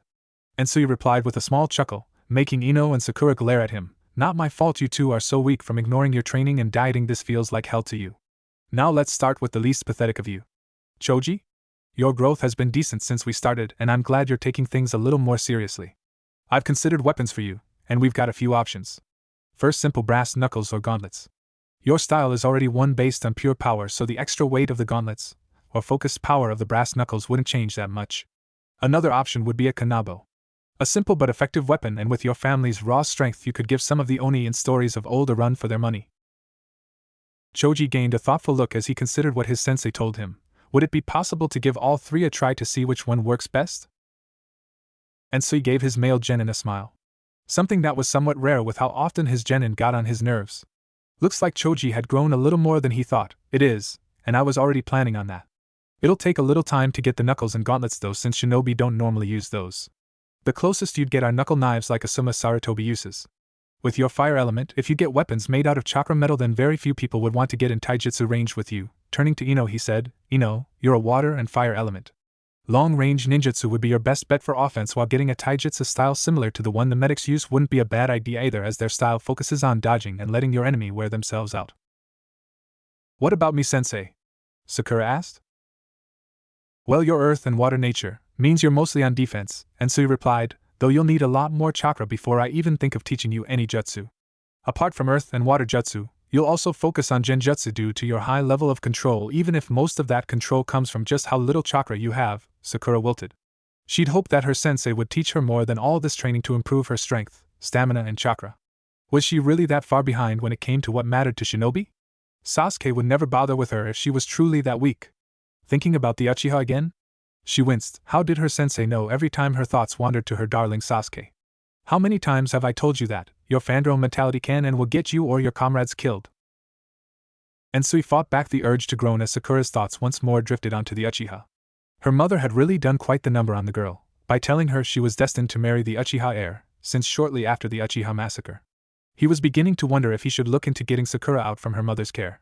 It would be easier now that Sakura was considered an adult in the eyes of Konoha's laws, but it would still be a huge pain in the ass as two of Sakura's mother's friends were a couple of the remaining members of the civilian council, and they were already causing a stink about how genin were trained. Something that Sakura's mother had put in motion. Why did civilians have to be so troublesome when they decided to interfere in shinobi affairs? Asuma looked at his genin thoughtfully as they worked on the tree walking exercise. Kiba had come to training without Akamaru today as the pup was training with his mother's hound Kuramaru, trying to learn how to speak English. Kuramaru was able to speak English due to his sire being from the dog summoning clan, and to Kiba's knowledge none of the other Inuzuka dogs had any similar ancestry. It would be interesting to see if Akamaru would succeed. Pushing those thoughts to the side, he looked at the sky and thought, perhaps he should take them on an easy C rank to see if they're ready for more advanced stuff. A couple days later, Yugao gathered her team after their warm-ups and said, "Alright team. So far you three have exceeded my expectations. As such, I want to know, do you three think you're ready for a C rank?" The three looked at each other before nodding. "If it's just bandits and the like, we should be fine," Hinata said. "Yeah. We can take out a group of bandits no problem," Naruto agreed, and Nuke-Nin on the other hand. "I agree," Shino acknowledged with a nod. Genin level Nuke-Nin are rare and we are nowhere near ready to take on a Chunin, let alone a Jonin. "Well, that's why you have a Jonin sensei," Yugao said with a small teasing grin. "Now let's go get your first C rank, shall we?" Naruto stood outside his new home and looked back, the dark red two-story house surrounded by a wall of trees, the only entrance being the black iron front gate that had the Uzumaki spiral in the center. He'd known about the place for a while but never thought anything of it. It had a decently sized front yard with a single apple tree in the middle of the left half of the yard and small white flowers around the base of the house. Around the back was a small training ground with a single pond for training water walking or water jutsu. After Yugao-sensei had helped him move into the place, he'd made clones to explore the entire thing. He'd easily found his mother's journals, books on Fuinjutsu, and her sword. Despite how much time had passed, the blade looked as if it had just been sharpened and cleaned, the hilt wrapped in crimson cloth, with the sheath painted to look like it was made of dark blue scales. After picking it up, he made a clone who went out back to practice and get used to the blade's balance. In the meantime, he studied the seals that were barely visible on the blade and smiled. The seals made it so that the blade was ever sharp, never needed to be cleaned, and when wind chakra was channeled through it, the blade moved through the air with little to no resistance. Naruto smiled as he turned and left through the gate before taking to the rooftops, on his way to meet his team at the Hokage Tower. The mission room was large and mostly empty, with a single long table with windows behind it. At the desk, a clone of the Hokage sat along with a couple Chunin. Taking a puff from his pipe, the Hokage said, "Ah, Team 6. A little early today, aren't we?" "Team 6 reporting for a C-rank mission, Hokage-sama," Yugao replied. "Really?" one of the Chunin asked. "They've only been genin for about a month. Are they really ready for this?"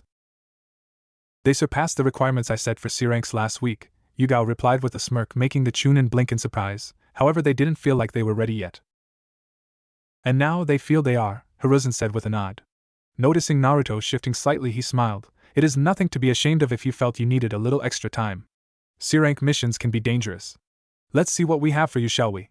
One of the Chunin handed the Hokage a large folder, who began flipping through it. "Let's see.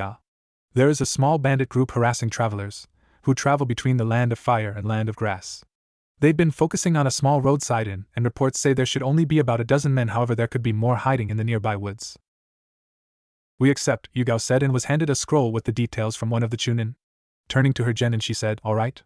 Before we head out, we'll head to a shop for shinobi equipment, and go over what's needed on most C-ranks." With that, the group left the office. Taking to the rooftops as soon as they left the Hokage building, they soon arrived at the shop. The window displayed a couple katana, along with a full set of kunai and shuriken at the feet of an armor stand showing a high-quality copy of Senju-styled armor, the sign above saying Higarashi's armaments. Entering the store, the group saw waist-high walls section off parts of the floor with each section dedicated to different kinds of shinobi equipment such as throwing daggers and different kinds of shuriken, standard weapons such as katana, wakizashi, tantos, bow staffs and the like. A section dedicated to armor, both obvious and hidden in normal-looking outfits. A section for camping, and it even had a section dedicated to fuinjutsu, with books dedicated to the art, bottles of the specially prepared ink, brushes, explosion tags and scrolls made from chakra paper. Naruto, who'd gone to take a look at the scroll's eyes bulged as he saw the price. A single scroll was worth almost 3 times what a single stack of explosion tags cost. Ha! Most fuinjutsu users make that expression. A tall man with a couple scars on his face and arms, brown hair pulled back into a ponytail, black eyes crinkled as he smiled down at the blonde. He wore a simple white shirt under a blacksmith's apron. Chakra scrolls like that are the best option for large complex seals as it slightly amplifies the power of the seal. The few people who buy it normally only do so after a couple back-to-back A ranks. It's a pain in the ass to stock but well worth it when it's sold. Naruto nodded, thinking about what the man told him. Thanks. I'll keep that in mind. Perhaps I'll see if I can take some solo D ranks and save up. The man smiled as he turned to Yugao. Gotta admit, Yugao. When I heard you take in a genin team, I thought they'd turn out to be some snot-nosed brats like most genin are. If the other two are like this one, then they'll go far.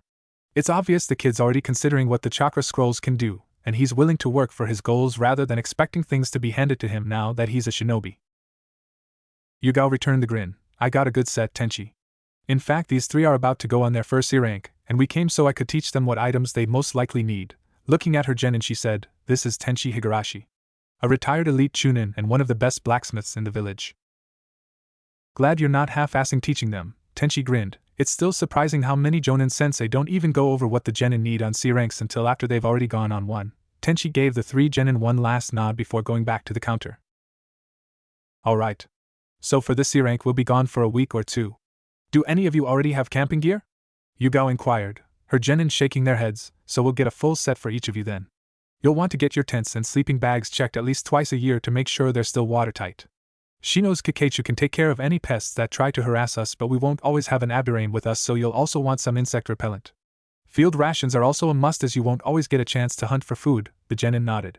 While they hadn't gone camping before, they had learned the ins and outs of hunting. Yugao then went over everything else the genin would need on most C ranks. After making their purchases, which included a tent for each genin even if they would likely only require 2 for this mission, they headed for the west gate, signed out and left Konoha, taking to the trees only a couple minutes away from the village's walls. It took a couple days to get to the inn, but before they entered, Yugao had them take civilian disguises as they didn't know if the bandits were spying on the inn. It was run by an older couple and their grandson. After speaking to the grandson, they learned the bandits would come every 2 weeks and the next attack would most likely be in a couple days, so for the next few days Team 6 helped around the place, mostly keeping to the background. Early in the morning before the attack, Yugao put security seals on the door and window to hers and Hinata's room. Alright. Let's review the plan, Yugao said. I shall hang back and support you all with my Kakechu, Shino said as he adjusted his glasses. Along with some of Naruto's explosive tags tied to wooden darts, Shino had come up with the idea of making wooden darts to throw, as metal kunai were both costly and as one would expect useless after the tag went off. However, these darts were easy to replace, as even just a single branch from Konoha's trees could make several throwing darts. Kunai were better as daggers or all-purpose tools. While also using some earth jutsu to hinder their movement, he was slightly annoyed that he hadn't mastered any wind jutsu to the point they'd be useful in battle. However, he knew that in time he would. He'd already gained a good deal of chakra from all the training. He simply needed to be patient. I will disable as many bandits as I can with my jukin, Hinata stated. I am also to use my water and lightning bullets when I have a clean shot. My clones, and I will also support Hinata, Naruto declared seriously, his katana strapped to his back and his wakizashi on his waist, along with protecting the civilians. We also need to let at least one bandit escape so a clone can follow them back to their camp. Once we know their camp's location, we move in and strike before they can retaliate, Data bail. And if any Nuknin appear? Yugao asked. You'll step in. If we're attacked before you do, our goal is to evade and survive, Shino replied. Very good, Yugao said with a small smile, very proud of her genin. Each one had blossomed under her teaching, especially Naruto, but that could also be due to the fact that for the first time in his life he had a proper teacher and friends to support him. She hoped that their first kills wouldn't affect them too badly. A few hours later, Naruto made 4 clones, who using the transformation jutsu, taking the forms of Team 6 in their civilian disguises and had them leave the inn and move west as if continuing on their way to the land of grass. The 4 shinobi waited in the shadows for the bandits to appear.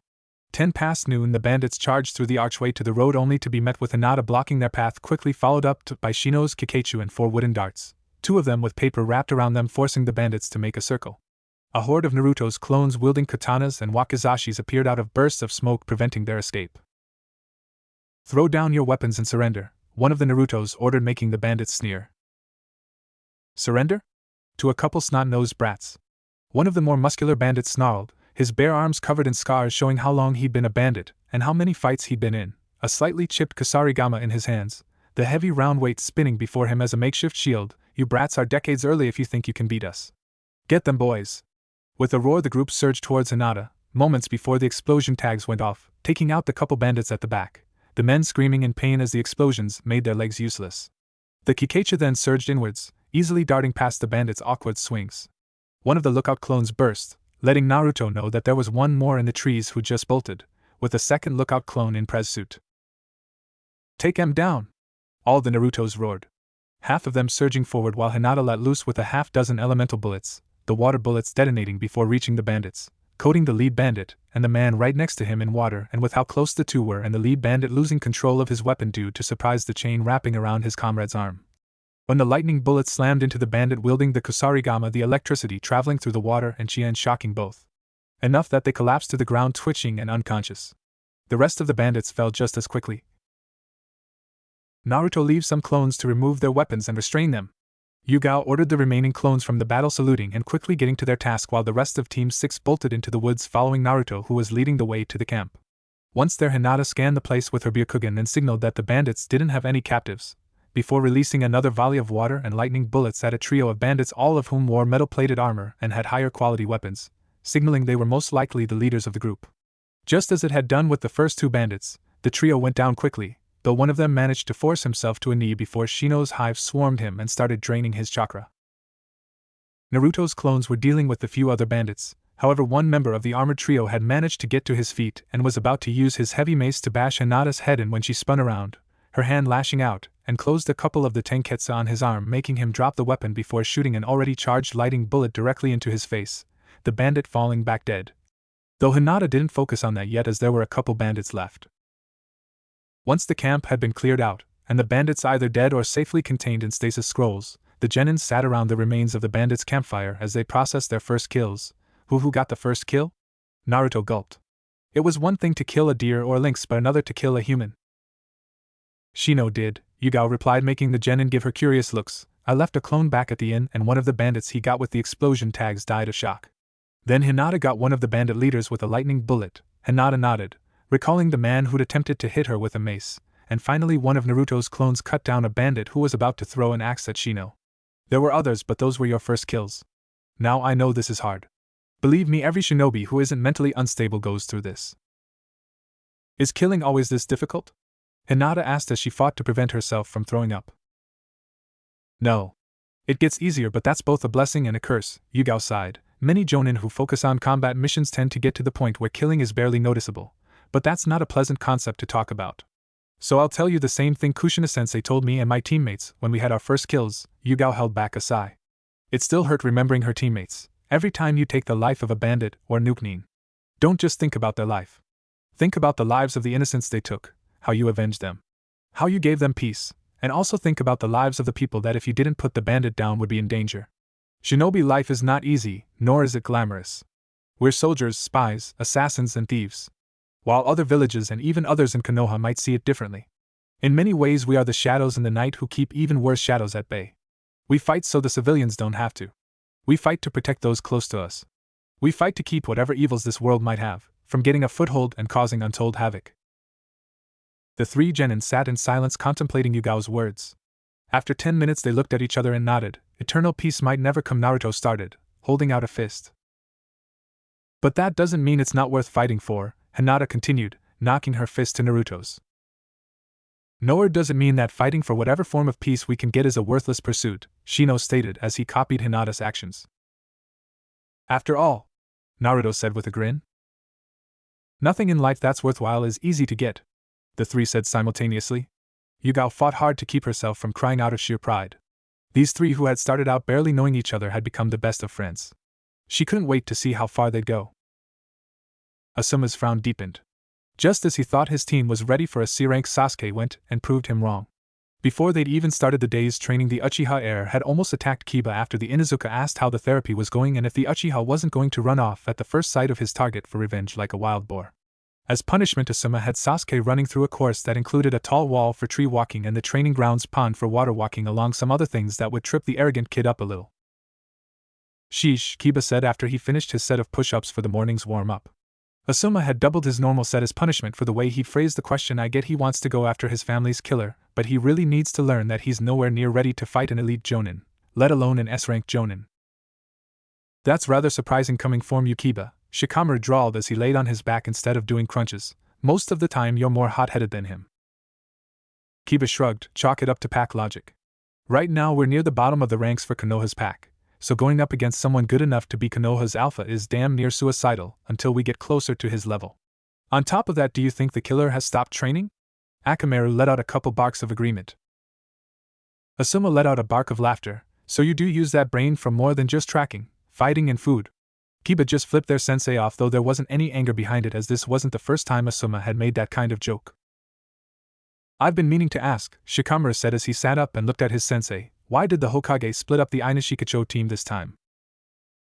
I was wondering when you'd ask, Asuma chuckled before shooting a quick glare at the Jonin who groaned but started doing crunches. Your families might have been allies even before being brought to Konoha, but that's also made the combination predictable. Enemies might still struggle against your parents, but as things are, you, Choji and Ino wouldn't be able to keep up with someone who expects those strategies. The three of you will train together in the future, but for now we need to get your individual skills up first. After all, the three of you are not your fathers who could work perfectly together even as genin. Shikamaru paused his exercise to give Gus-sensei a quick nod. While he and Choji could work perfectly together, the two boys could only barely tolerate Ino's bossy attitude. Shikamaru still pitted his best friend for being on a team with both the blonde and pink-haired harpies. So do you have anything special in mind for our training? Shikamaru asked when he completed his warm-ups. A couple days ago Choji said that cousin Ensui was considering a couple weapons for him. Yeah, I remember Ensui saying something along those lines, Asuma mused as he stroked his beard. Let's see, Kiba's feral style wouldn't mesh well with most weapons as he needs his hands free, however there is something that might work. Ever hear of Ebola?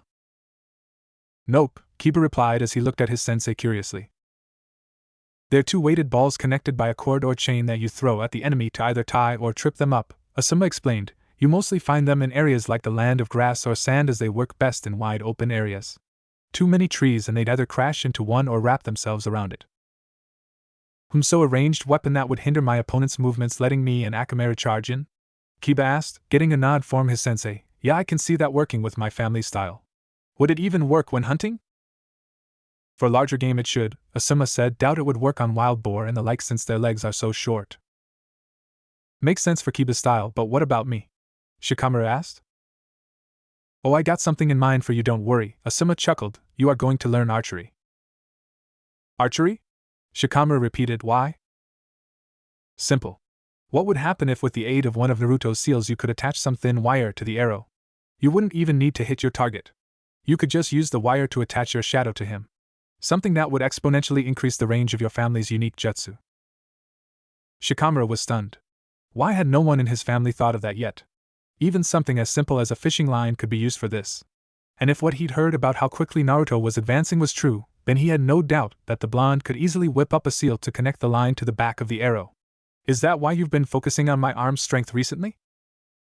Got it in one, Asuma replied as he pulled a scroll out of a vest pocket and tossed it to the Nara. That's your training bow, along with a quiver of 20 arrows. I set up some targets a short distance away that a clone will lead you to. I know a little about archery, so I can at least teach you the basics. Kiba, it'll take a bit for the bola I ordered to get here, but once they are we'll see just how compatible they are with your family's style. Mike Guy watched his team train, though honestly, only Lee and Tenten had grown. Niji was digging his heels in and barely training the jutsu that Guy had given him to learn, and for the life of him Guy didn't know what to do. Earth Release. Mobile Soil was a basic C-rank jutsu but versatile due to it being able to be used in just about every environment. The jutsu was used to alter the ground according to the user's will to make it difficult for enemies to keep their footing, and with Niji's Byakugan the chances of this jutsu tripping him up was incredibly low. It's not like he was asking him to master an A rank like the Rock Dragon. Tenten, however, had already learned not only the Earth Bullet and Rock Wall Jutsu to augment her skills but also Gale Palm Jutsu to increase the speed of her thrown weapons, the Wind Cutter Jutsu, which she could easily perform with one of her swords for a ranged attack or could use it to make her blades far sharper than they'd normally be, so even a humble kunai would be just as dangerous as her sharpest sword. For lightning, she was studying the Lightning Bullet and Lightning Whip to give not only more options but a weapon the enemy couldn't just take and use themselves. Lee learned how to sense when he was under mid to low rank genjutsu, and had found that by using the original hand signs now known as the Kujien and chanting their names, it helped him focus his mind to the point he could throw off most low-ranking genjutsu with ease. He'd also started learning how to use a couple weapons such as Tanfal and the bow staff. Sadly, he didn't have the skill or desire to use the nunchucks in battle, but he had taken to training with them to improve his hand-eye coordination. It baffled Guy that Niji would stick to his clan's tradition despite there being very easy ways to augment the Juken. Even something as simple as a glove with chakra metal wires would work, as with their mastery over their chakra they could turn those simple wires and additional fingers to shut down Tenketsu at range. Perhaps Hinata would be interested in the idea. As a water element, a weapon as flexible as the wires could be at least a decent match. Yugao had already asked him for scrolls on some water and lighting taijutsu styles that would mesh well together. While he didn't know of any shinobi who used wired gloves, that didn't mean it was impossible or hadn't been done before. He was curious if the young Hyuga heiress would rise to this challenge, or if she couldn't. See if her children could if they shared her elements. And that's all I have to report, sir, Yugao said as she stood before the Hokage's clone, who as usual was in the mission room. Letting out a little smoke that became the leaf symbol, the Hokage nodded. Very well done. Your genin handled themselves very well. Looking at the genin and giving them a grandfatherly smile, he continued, each of you will receive the bounties of the bandits you killed, as well as a fifth of the bounties of the captured bandits, as is protocol for when a bandit camp is taken care of. Thank you, Hokage-sama, Shino and Hinata said, while Naruto said, thanks, Gigi. Hinata, Shino, you two are dismissed. Meet me at our training ground tomorrow at the normal time, Yugao said. Naruto, you and I need to see the Hokage in his office for a small talk. Yes, sensei, Hinata and Shino said in unison, both figuring the Hokage just wanted to know how his surrogate grandson's first C rank went in person. See you tomorrow, Naruto, Hinata said. Shino nodded. Indeed. Father would also like to speak to you next time you are at the compound. Got it. I'll make sure to speak to him before getting to work with Orchid-sensei, Naruto nodded. Speaking of your work with Fuinjutsu, the Hokage said, my son mentioned Shikamaru wishing to speak to you about some possible seal to aid in his training. He's being very tight-lipped about what those seals might be, though he promises that whatever it is they're working on would make even Shikaku annoyed that he never thought of it. Oh, this I've got to see. Naruto snickered. This might be the first time that Shikamaru's pulled a prank on his old man. That's one way to put it, the Hokage agreed, before Naruto and Yugao turned and left the room. Inside Naruto's mind, the cage being once more stirred. Things had been going well for their host. The being had a feeling on what the old monkey wanted to talk about, and if they were right, well, they just hoped the kid would make it through the latest hurdle in his life. When Naruto and Yugao reached the Hokage's office, they were surprised to see a girl who was roughly Naruto's age with shoulder-length brown hair and wearing a soft pink kimono with a clan symbol on the left shoulder exit the room. Seeing Naruto, she gave him a small nod. You are Naruto, correct? Yeah. I'm Naruto Uzumaki, Naruto said, holding out a hand. Yakumo Kurama, heiress of the Kurama clan, she replied as she shook his hand. I will be joining you on your Friday and Saturday training sessions with Might Guy. Seeing his curious look, she continued, I was born with a weak body, so many feared I wouldn't be able to become a shinobi. However, recently it was discovered that the woman who was previously chosen to teach me lied to the Hokage. As such, I will be training with you to work on strengthening my boy. I might never make it as far as I'd like, but if one of Might Guy's students can be a shinobi without being able to use most nin or genjutsu, then there's no reason I can't do something similar with the right approach. Oh, you mean bushy brow Junior? Sorry, Rock Lee, Naruto corrected himself, seeing Yakumo's confused look. Yeah, he's alright. A bit over-enthusiastic at times, but alright. Yakumo tilted her head slightly. I get the feeling you've got more to say on Lee. Naruto shrugged. I was sabotaged by the teachers at the academy. Despite being able to use the replacement and transformation jutsu as well as having the best stealth in the class, I failed while Lee passed. I can't lie and say it doesn't sting that he was able to pass despite being unable to do any of the Academy 3, but I guess it worked out in the end since I've got an amazing team. Plus, it's not like Lee had anything to do with the sabotage. Yakumo nodded, a small sad grin flickering across her lips. The sting of betrayal is hard to ignore, but we'll work for our goals despite it. Yeah, Naruto said with a somber nod. Well, I should be heading back home. I shall see you at training, Naruto, Yakumo said with a small nod as she moved past the two. After entering the office, Hiruzen gave the two a smile. Please take a seat. This is not going to be an easy conversation. With a confused look, Naruto sat down as Hiruzen activated the room's privacy seals. First, I need to apologize to you, Naruto. Hiruzen sighed, much to Naruto's shock. 12 years ago, on the night you were born, I just lost not only my successor but also my wife. You see, your mother was the previous host for the Kyuubi after her great-aunt Mito Uzumaki. You see, when a female Jinchuriki gives birth, their seal weakens tremendously as the Jinchuriki's chakra is channeled to the child to protect it from the Biju's corrosive chakra. Due to this, when Kushina was about to give birth, the fourth Hokage had a special area prepared with as many protective seals as possible, along with 3 full squads of Anbu. My wife was the Mednin in charge of keeping you and Kushina alive during the birth. However, as you can tell, something went wrong. The location was attacked with every person inside the barrier bar the fourth and Kushina being killed in a single blow, and from what we could find, whoever this assassin was, did so without anyone even knowing they were there. Hiruzen sighed. He'd had the place searched top to bottom and there were no signs of where or even how the assassin had entered the sealed cave. While Naruto and Yugao's eyes went wide, the fourth Hokage used his Hiraishin jutsu to get you to safety before returning to the chamber, but even with his speed he was too late, and the Kyuubi was released. Even now we have no information on who this assassin was, or how they knew when and where you were being born. Once the Kyuubi was sealed within you, I'd hoped things would settle and people could move forward, however that isn't the case. Despite the fourth Hokage's last wish that you'd be seen as a hero for keeping the Biju at bay, somehow the civilians had gotten the idea that you were the Kyuubi reborn, or that the Kyuubi had destroyed the infant's mind and replaced it with their own. Even some shinobi who knew nothing about Fuinjutsu adopted the idea. As such, once I had reclaimed the hat, I made an S-rank law that anyone who revealed the secret of the Kyuubi would be seen as a traitor to Konoha and be executed. I also attempted to pass an A-rank law letting Anbu arrest anyone who attacked you without a warrant. However, the council with Fugaku Uchiha at the head instead made it that the military police would handle that. Here Hiruzen gave a sly smile. That didn't stop me from giving you a small Anbu guard until you made Genin. His smile suddenly turned to a scowl, but many of the Anbu ignored their duties for various reasons.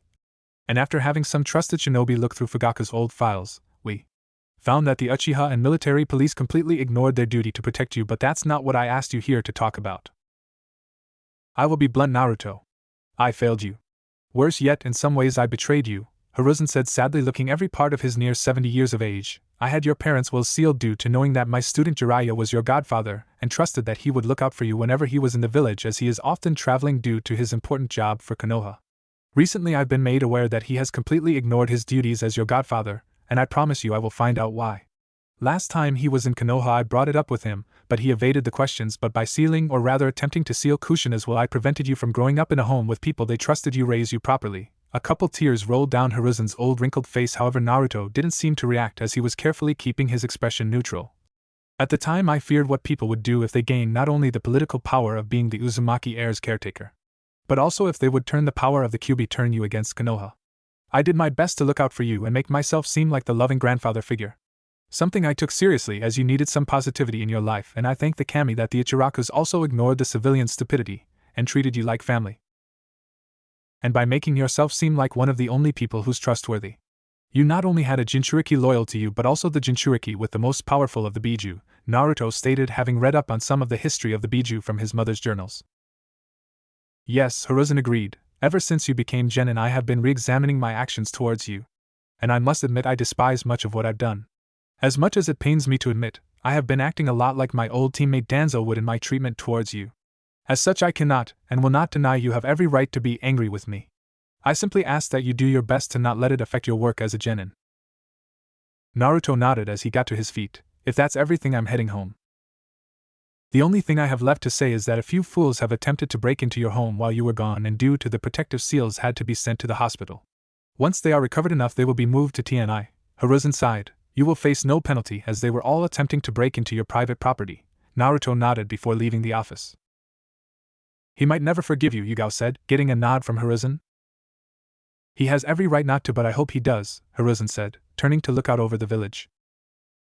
Naruto went straight to the small training ground behind his house, and started going through his family's taijutsu katas. Stupid, arrogant old man. He growled, fury bubbling up inside him as his mind drifted back to images of parents waiting for their kids to leave the academy. Of happy families walking down the street or in parks. Naruto's fury spiked at the thought that the man who used to be his surrogate grandfather figure had willingly denied him a happy family. That he hadn't bothered to control the Uchiha and Anbu. With a roar, he made some clones and the group of blondes instantly started to brawl, dodging, parrying, and retaliating. For every clone that burst, Naruto made 2 more. This went on for about half an hour until only Naruto and a single clone were left. Panting from just how hard he'd fought and the adrenaline wearing off, Naruto was surprised when his clone gave a fox-like grin and said, "Very well done, young kid." "What, wait?" Naruto's eyes narrowed as he looked at the clone, noticing the red eyes. "What do you want, Kyuubi no Kitsune?"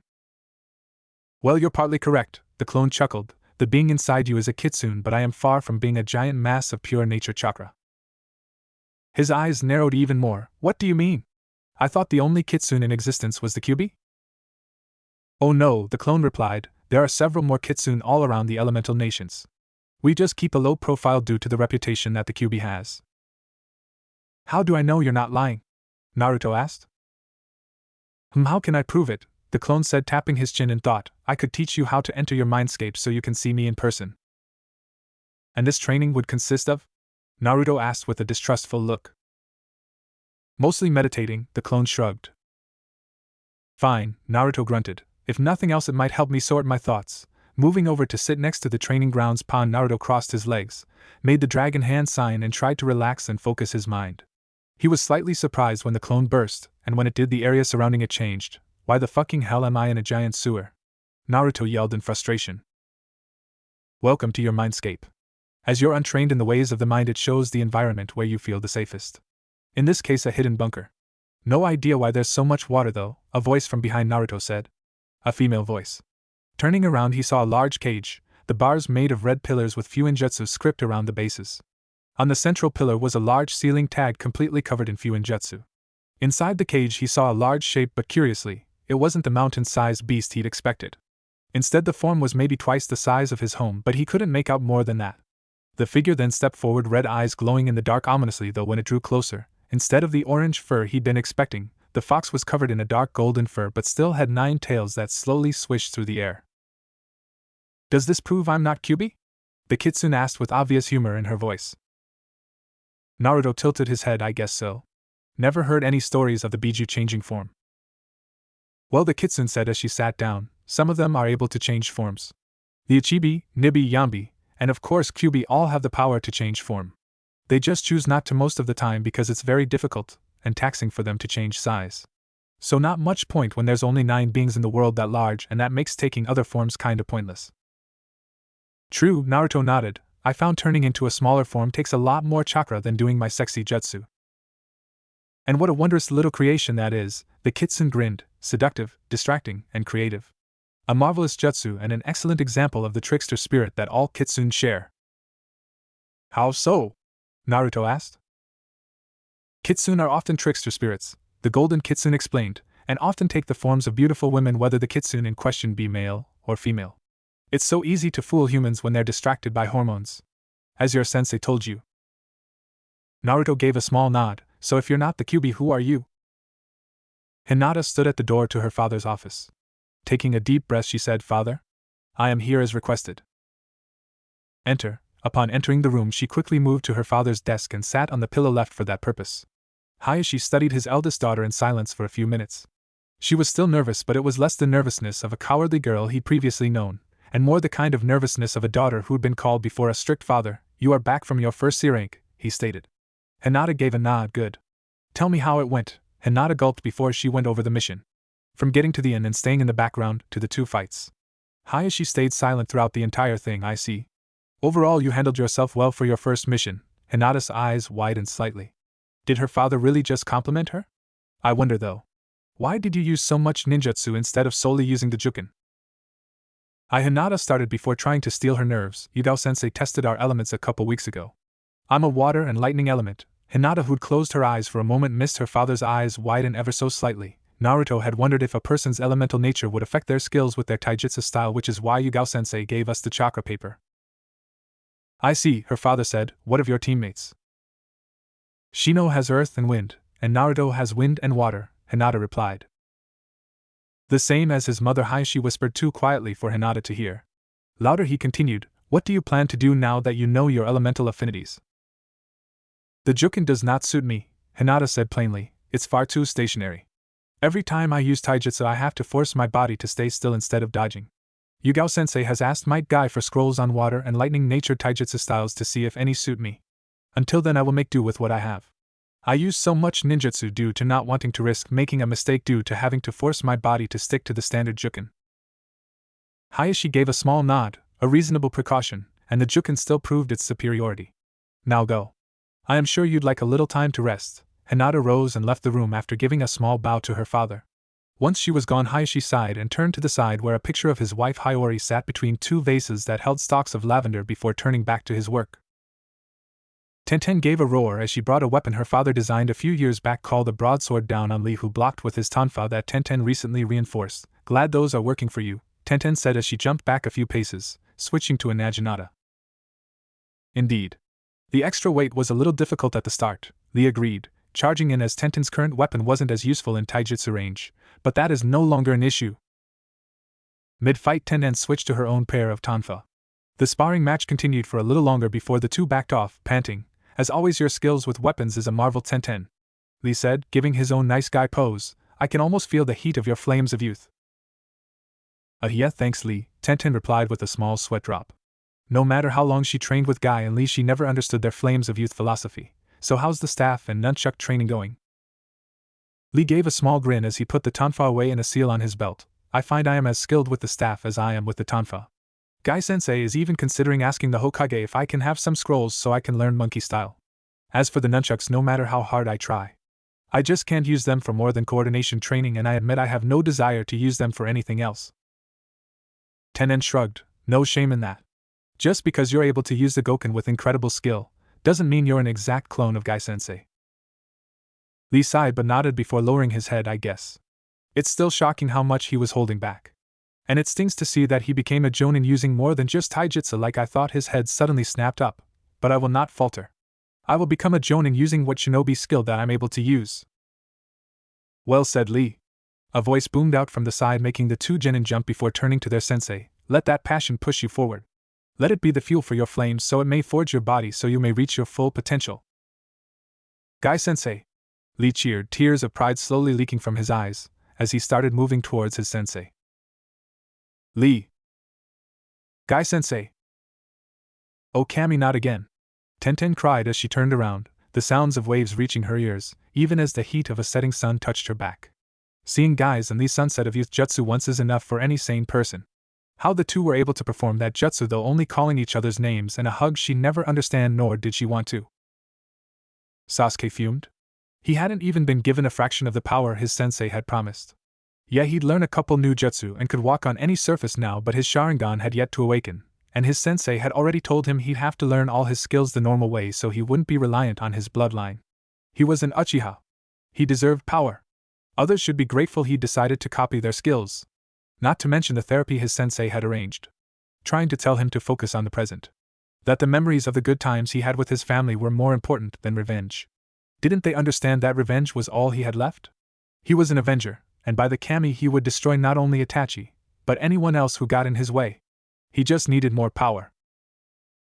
Niji was in a similar state. On the surface he appeared calm and fully in control as he meditated in one of the rock gardens in the Hyuga compound, but inside he was fuming. How dare his sensei try to get him to ignore the Hyuga tradition when it made them one of the strongest clans in the world. The fool didn't know what he was doing. Niji was fated to rise in the ranks using only the Hyuga's superior style and bloodline. Fate would not lead any Hyuga who strayed from traditional to success. His cousin Hinata, for example. Learning elemental ninjutsu and attempting to learn a style other than the Juken. He'd used his Byakugan to observe the meeting she had with her father when she returned from her first C rank, and while she'd hidden it well, he knew she was still the scared, weak girl who a Kumo Jonin had kidnapped.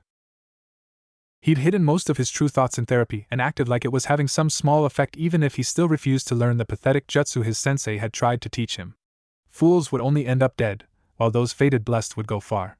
Lee was one such fool, as was Naruto from the academy. Even Might Guy was a fool, though even Niji couldn't deny that when Guy was completely serious he was a force to be reckoned with. One day they would all see that Niji was correct. Fate would see to it. It was teammates' day off and Sakura was out jogging. She needed to get stronger, for herself, for her team, and so Sasuke would finally notice her. She quickly glanced around to see if her sensei would just pop out of nowhere. She still wondered how he knew every time her thoughts wandered to Sasuke. And Su-sensei had finally taught her some jutsu so she could use her elements. Just thinking of her elements made a small chill go down her back at what some of the others at the academy might have said if they learned she had earth and water. So far she'd made decent progress on the wild water wave and mud flow river jutsu, along with the demonic illusion hell viewing genjutsu. She'd made more progress on the genjutsu than the two ninjutsu, but that was mostly because it was a D rank, while the other two were C rank. She'd overheard how quickly teams 6 and 7 were advancing. Even Shikamaru was growing stronger faster than she was. When Choji single-handedly defeated both Ino and Sakura in a 2-versus-1 sparring match, Ino had doubled down on training, and even started looking up weapons that she could use. Choji's Kanabo, while powerful, was slow and obvious. Ino was looking for weapons that worked with her natural dexterity. Each of her comrades was outpassing her. Even Naruto of all people.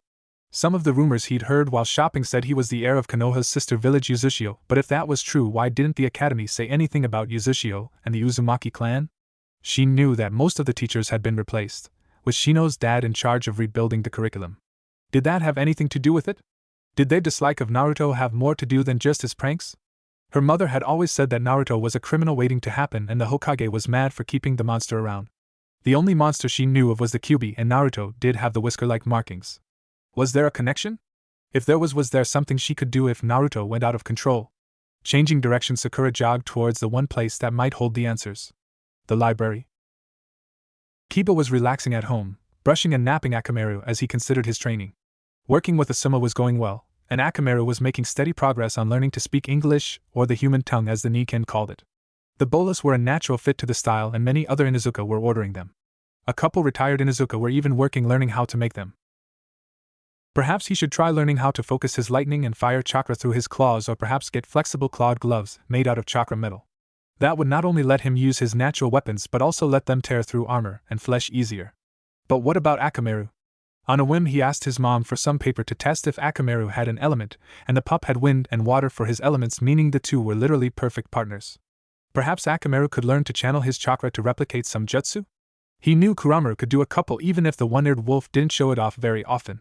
Could only animals with a relation to the summoning contracts use jutsu, or could any animal with active chakra use jutsu? He'd have to talk to his mother and sister about the idea. Alright, Yugao said a couple weeks after their first E rank, today we'll be having a training session along with teams 7, 8, and 9. Great. We'll be seeing Lord Imo and the emotionless statue, Naruto groaned. After spending a year away from the Hyuga branch member, he'd met Niji again during his first training session with Might Guy, and the blonde was still unimpressed with the Hyuga prodigy. The genin had the largest case of stick-up-the-ass syndrome he'd ever seen. Please don't speak of a member of my family like that, Hinata half-heartedly pleaded, though even she had to admit that Niji was one of the best members of the Hyuga, both in terms of the Juken and hiding his emotions. Where will the group session take place? Shino inquired. Training Ground 7, Yugao sighed. Kakashi insisted it be held there so he can give his own advice to not only Guy's team but also the rookie genin. So Scarecrow is finally getting to meet me and Lord Imo, huh? Naruto asked with a raised eyebrow, was wondering if he'd find a way to worm himself into our training or if he'd just grow a pair and come to me personally. Oh, he's been trying to get this group session together for a while, Yugao groaned, pinching the bridge of her nose. We decided to placate him if only to get him to shut the hell up. Let us hope this does not backfire then, Shino said, adjusting his glasses. However, we should be on our way. It would not do to be late. Agreed, Yugao smiled. We don't want to mimic Kakashi's chronic lateness. Once the group arrived at Training Ground 7, they saw 3 wooden pillars standing a few feet away from a large stone with several names chiseled into it. Team 7 and 10 were already there, along with much to Team 6 surprise Kakashi. Surprised to see you're on time, Kakashi, Yugao smirked. I've been here before even Guy appeared, Kakashi drawled. Then again, it's hard to be properly late when you're all coming to me instead of the other way around. But you'd still find a way, Asuma snarked as he let out a puff of smoke. So all that's left is Cousin Ensei and his team, Shikamaru said from where he was lying in the grass watching clouds slowly pass by. So how's those seals working for Yoshika? Naruto asked, moving over to sit next to his lazy comrade. Well enough, Shikamaru replied. They need a couple tweaks to make the results a bit more resilient, but that's the only complaint I've got. Tenten, Lee and even Kiba looked at Naruto curiously, but the blonde just grinded. Make the results more resilient, huh? Naruto mused. At the moment I'm not sure how to do that, but I'll let you know once I advance a bit more in Fuinjutsu. Shika just gave the blonde a thumbs up. Speaking of seals, Kiba said, moving forward to sit next to Naruto and Shikamaru, with Akamaru resting on the Inuzuka's head, I had a couple things I wanted to run by you. What's up? Naruto asked, side-eyeing the Inuzuka. Asuma-sensei got me some bola a while back. I was wondering what kind of tricks you could think up to add to them. Kiba asked, brining out one of his bola so Naruto could see what he'd be working with. Interesting, Naruto said as he examined the weapon. Kinda reminds me of that one itching powder, glitter and syrup balloon prank I used on the grocer who sold me spoiled milk a few years back. Kiba's eyes went wide. The grocer Naruto was talking about had a store not too far from the Inuzuka compound, and the bellow of rage the man let out was so loud people were still wondering if he had active chakra coils. Oh shit! I didn't even think about that one, Kiba said as Naruto started cackling. Kiba's shocked expression changed to a feral grin. If you could come up with shit like that before you learned Fuinjutsu and proper trap making, then I can't wait to see what kind of ideas you'll get now. Dad mentioned you'd been looking at the Fuinjutsu section, Tenten said as she walked over. Tell you what. We're always looking for new suppliers for explosion tags and the like. If you agree to make some for us, I'll talk to Dad about getting you a discount from now on. Why bother? Niji inquired. From where he was meditating, he is doomed to fail as is any seal he could make. Much to Niji's surprise, all the Jonin scoffed. You have no idea what you're talking about, Niji. Which is a shame since I gave you scrolls with history the academy left out, Might Guy chided. Naruto is the last member of the Uzumaki clan of Konoha's sister village Uzushio. All Uzumaki have an instinctive grasp of Fuinjutsu, and his mother Kushina Uzumaki, the last head of the Uzumaki clan, was better at the art than even the fourth Hokage. Every genin not part of Team 6's eyes went wide. Preposterous. Niji gasped. If that's the case, why did he always fail at the academy? Because the teachers sabotaged me on orders of part of the civilian council, Naruto shrugged. Part of the reason why is I was the only child born the day the Kyuubi attacked, so a lot of the idiots got it in their head I was the Kyuubi reborn. Another reason is because, like all Uzumaki, I have a lot more chakra than the average person. So much so that I couldn't use the basic clone jutsu without filling the entire room, and nobody suggests I make more than one. So I was always overloading it. That one statement made many of the genin's eyes go wide, but especially Niji and Sasuke. If Naruto really had that much chakra at the academy, how much did he have now? Niji activated his Byakugan and gasped. What's wrong, Niji? Lee asked. He has more chakra than Gai-sensei, Niji said, still trying to wrap his mind around how someone who should have been nothing but a failure was not just a clan heir but had more chakra than any of the Jonin present. Sasuke fumed. He should have that much chakra, not the dead last who's formed some no-name clan. You'd think the Uchiha would know of their cousin's clan, Kakashi drawled, making Sasuke's eyes go wide as Ensui and Team 8 walked up. He was related to the dead last? What do you mean Sasuke-kun is related to the dead last?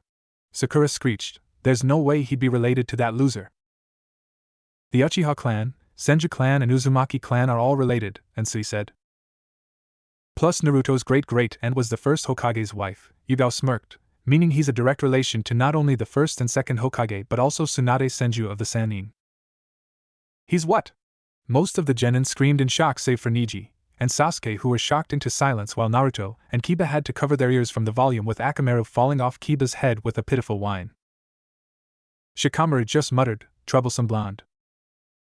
Not to mention my mom Kushina Uzumaki was also an S-rank shinobi, Naruto smirked. Her title in the Binbo book was the Red Death. That's a title I haven't heard in a few years, Kakashi drawled. She got that name during the same fight Lord Fourth got the moniker Yellow Flash. Yugao smirked at the dumbfounded looks on the genin before she clapped. Alright. So who wants to go first? I'm game, Naruto said as he unsealed a blunt wakizashi. So am I, Sasuke said, much to everyone's surprise. After the two moved into place, Sasuke pulled out a kunai and growled, doesn't matter who you're related to. You're still the dead last, and I'll prove that now. We'll see, Naruto replied as he settled into his stance, one that no one but Guy, Kakashi and Yugao, and genin members of Team 6 recognized. Begin, Kakashi said, all the Jonin watching the two with critical eyes. Sasuke charged and slashed at Naruto's left arm, only for Naruto to easily parry and use Sasuke's momentum to make the Uchiha stumble past the blonde, who dropped into a leg sweep, forcing Sasuke to jump away or risk falling, though due to the stumble the jump was nowhere near as far as the Uchiha would have liked. Growling, Sasuke turned only for his eyes to go wide and duck out of the way of a blade made of pure wind chakra. Growling, Sasuke rushed through hand signs and released a large ball of fire, only for it to be doused by a torrent of water. Fury bubbling up inside Sasuke, he threw the kunai along with a flurry of shuriken. Naruto deflected the kunai and ducked under the shuriken, only for Sasuke to use the wires attached to them to pull them back and cause them to wrap around Naruto. Before Naruto could escape, Sasuke spat out a stream of fire, making the paste on the wires ignite. Just before the fire hit Naruto, he smirked and appeared to burst into smoke, causing the shuriken and wires to fall to the ground. Sasuke looked around and growled. How the hell had Naruto escaped? He didn't leave a log, so it wasn't a replacement, and it couldn't have been a clone because, as far as he knew, Naruto couldn't do any clone jutsu. Remembering the bell test, Sasuke leapt high into the air, only for Naruto to appear off to the side before another appeared, and another. 6 Narutos appeared in quick succession, and all of them looked up at Sasuke with fox-like grins. 3 of them released torrents of water, while others used the Gale Palm Jutsu to increase the speed of the water. Bracing for impact, Sasuke was launched higher into the air before a 7th Naruto drop kicked him in the back, sending him crashing to the ground, making him cough up some bile. Match. Kakashi called as he appeared next to Sasuke and leaned down to check on him. No! Sasuke growled as he tried and failed to force himself to his feet. I can still fight. Not after that kind of blow, Kakashi said, placing a hand on Sasuke's shoulder and using the Shunshin to move him back to the Genin. You need to rest for a bit. Kakashi's hands then started glowing green as he used a medical jutsu to assist Sasuke's recovery. How the hell did the dead last beat Sasuke? Sakura gasped. I thought he said he couldn't use the clone jutsu? On top of that, how did his clones use jutsu? Ino asked. He used a far more advanced clone jutsu, Ensui said, one that's considered a kinjutsu for non-Uzumaki due to how much chakra it costs. They're physical clones who are able to not only deal damage with taijutsu and weapons, but as long as they have chakra, they can use whatever jutsu the caster can. Or did you forget when I used the same kind of clones for your training? Yeah. The Shadow Clone Jutsu the second made is a marvel of a jutsu, but damn is it costly, Asuma agreed. Even Pops in his prime could only make 3 at most, and still able to fight, but the average Uzumaki Jonin could make up to 100 and still be able to use a couple A-rank jutsu if I remember correctly. There's a reason it took 3 of the big 5 to destroy Uzushio at the start of the last war. The second Hokage made the Shadow Clone Jutsu? Shino inquired, similar to how he made the Hiraishin, the 4th made famous? Correct, Yugao said. Kushina-sensei once told me that Togurama-sama made the Shadow Clone Jutsu specifically for the Uzumaki clan due to their large amount of chakra. Yugao hid her amusement as many of the genin were once more stunned. Wait, if your mother's Kushina Tenten started as the pieces of the puzzle finally started being put together. It would have happened sooner, but with all the info bombs dropped on her, it would be surprising if she wasn't distracted by it. Stars appeared in Tenten's eyes as she suddenly appeared before Naruto. Please tell me you have her sword and that style you used was the Surging Serpent. Yeah, I do, and it was, Naruto replied, surprised by Tenten's outburst. Tenten's eyes were practically glowing now. All the information I found never mentioned a name for her sword, but there was plenty on what it could do. Ever sharp, ever clean, and able to become sharp enough that not even Mizugakure's Kiba blades could compare. Can I see it? Please, please, please? Naruto glanced at Shino and Hinata, silently pleading for help, but was rescued by his amused sensei. It seems Tenten just volunteered for the next fight. So who will she be facing? Tenten's face went blank for a moment at how Naruto's sensei had so easily prevented her from seeing one of the most famous swords in the world, but quickly shook it off. She moved to stand where Naruto did and started going through some warm-up stretches, something Lee was already doing and he wasn't even fighting. How about Choji? Asuma suggested. He's been doing alright with his Kanabo, but if there's anyone who can give him pointers, it's Tenten and her dad. Learning the Kanabo, huh? Tenten asked as she reached for the scroll on her back, which slightly unfurled and released her own Kanabo before it rolled itself up. Let's start with the Kanabo only battle then. Sound good?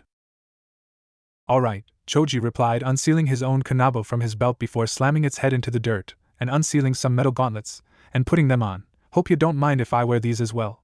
Need a little more practice with them, and Ino and Sakura aren't exactly willing to spar when I use them. Kanabo for offense and breaking your enemy's defense, while the gauntlets are to augment your family's normal style, right? Tenten asked, getting a nod from Choji. Your family's jutsu able to be used with those? It's a little tricky using it with the gauntlets, as it takes more chakra since they're not chakra metal, but yeah.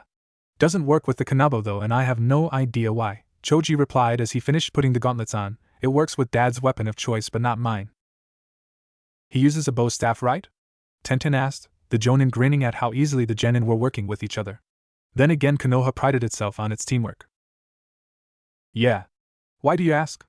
Choji inquired as he quickly went through a couple warm-up exercises himself before picking his Kanabo back up. Is it made of chakra wood or senju wood? Tenten inquired. That might be the reason why. I'm not sure.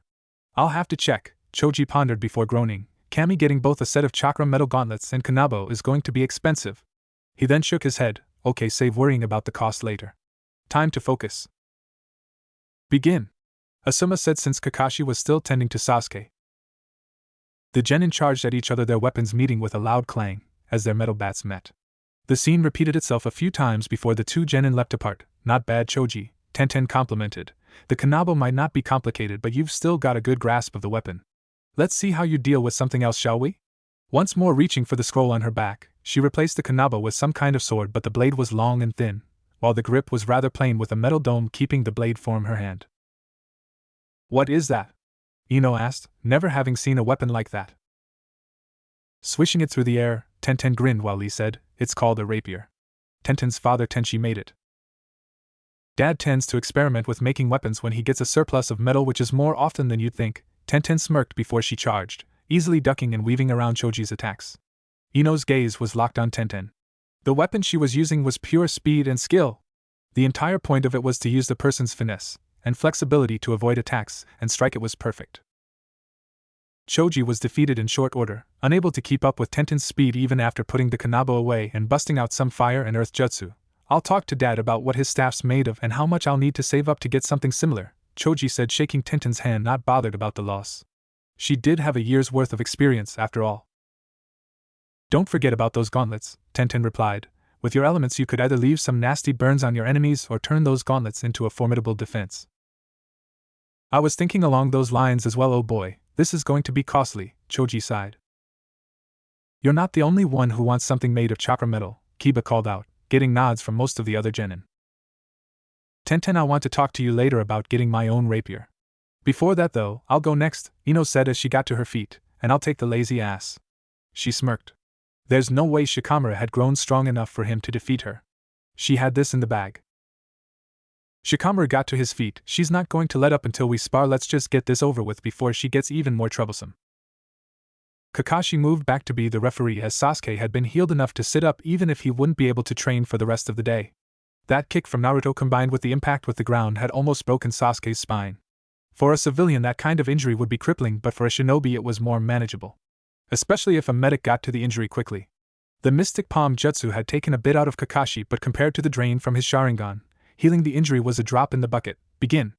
Sasuke, now sitting up, just seethed on how easily Naruto defeated him.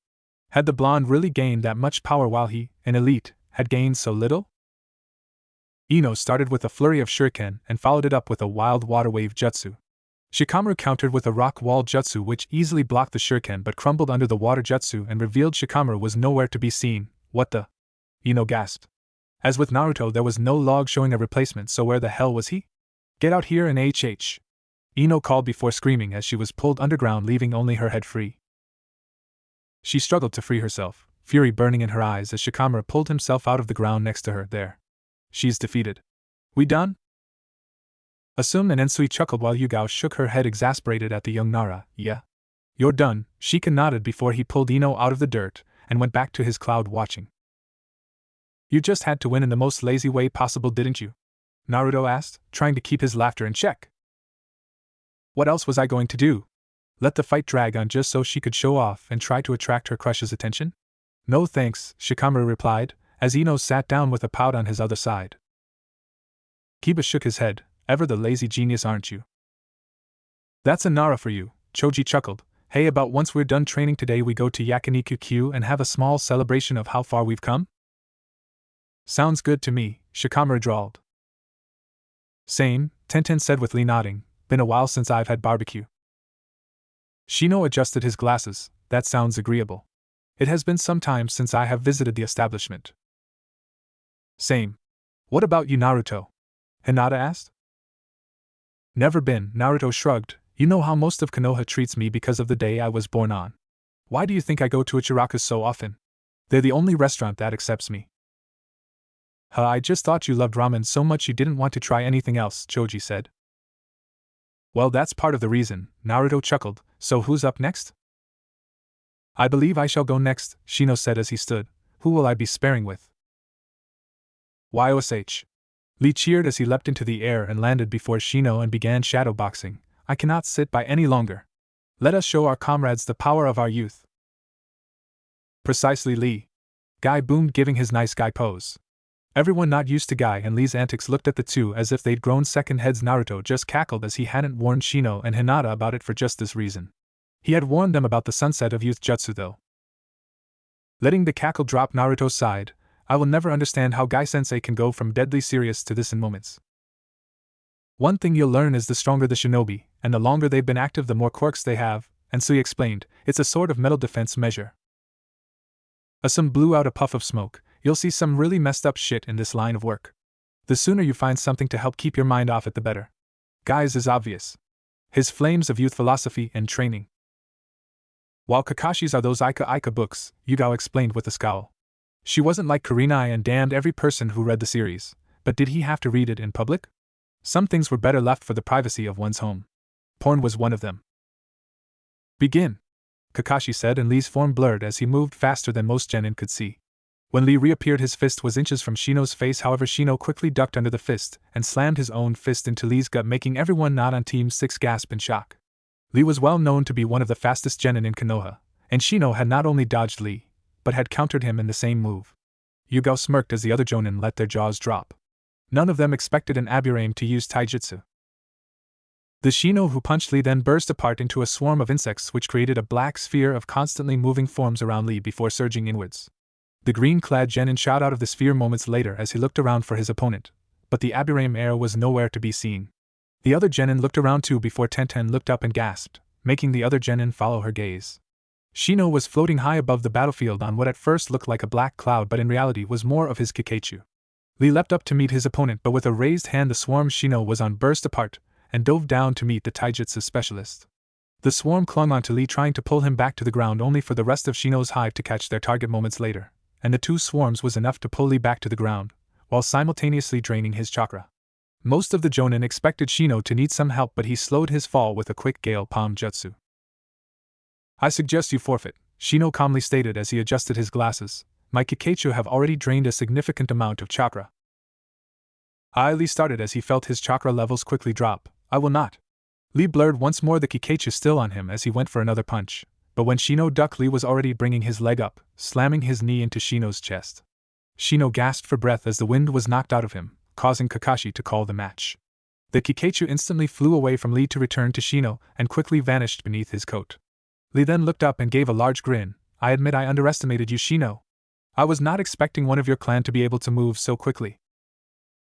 Once he had his breath back, Shino stood back up and once more adjusted his glasses. It is merely the results of the difficult training Yugao-sensei has put our team through, along with the results of a couple other projects. I must also admit I was not expecting you to push through and defeat me with how much chakra my Kikeichu drained from you. Whatever those projects are, I'm sure Shibi will be bragging about them once they're complete, Asuma said as he incinerated his most recent used-up cigarette. It'll be troublesome, all right, and Sui agreed. How the hell were you flying? Kiba gasped. I didn't think Kikeichu could carry a human's weight. Shino turned to Kiba, glasses gleaming in the sun, but didn't respond. After a couple moments, Kiba huffed, fine. Keep your secrets. I shall go next, Niji said as he got to his feet. Fate will show that no matter who I face, I shall emerge victorious. Sakura growled slightly. Oh yeah? We'll see about that. She wasn't really as confident as she sounded, but if she managed to beat Niji, then Sasuke would have to notice her strength. As she moved to stand before the Hyuga, she felt a dark presence behind her and shuddered slightly.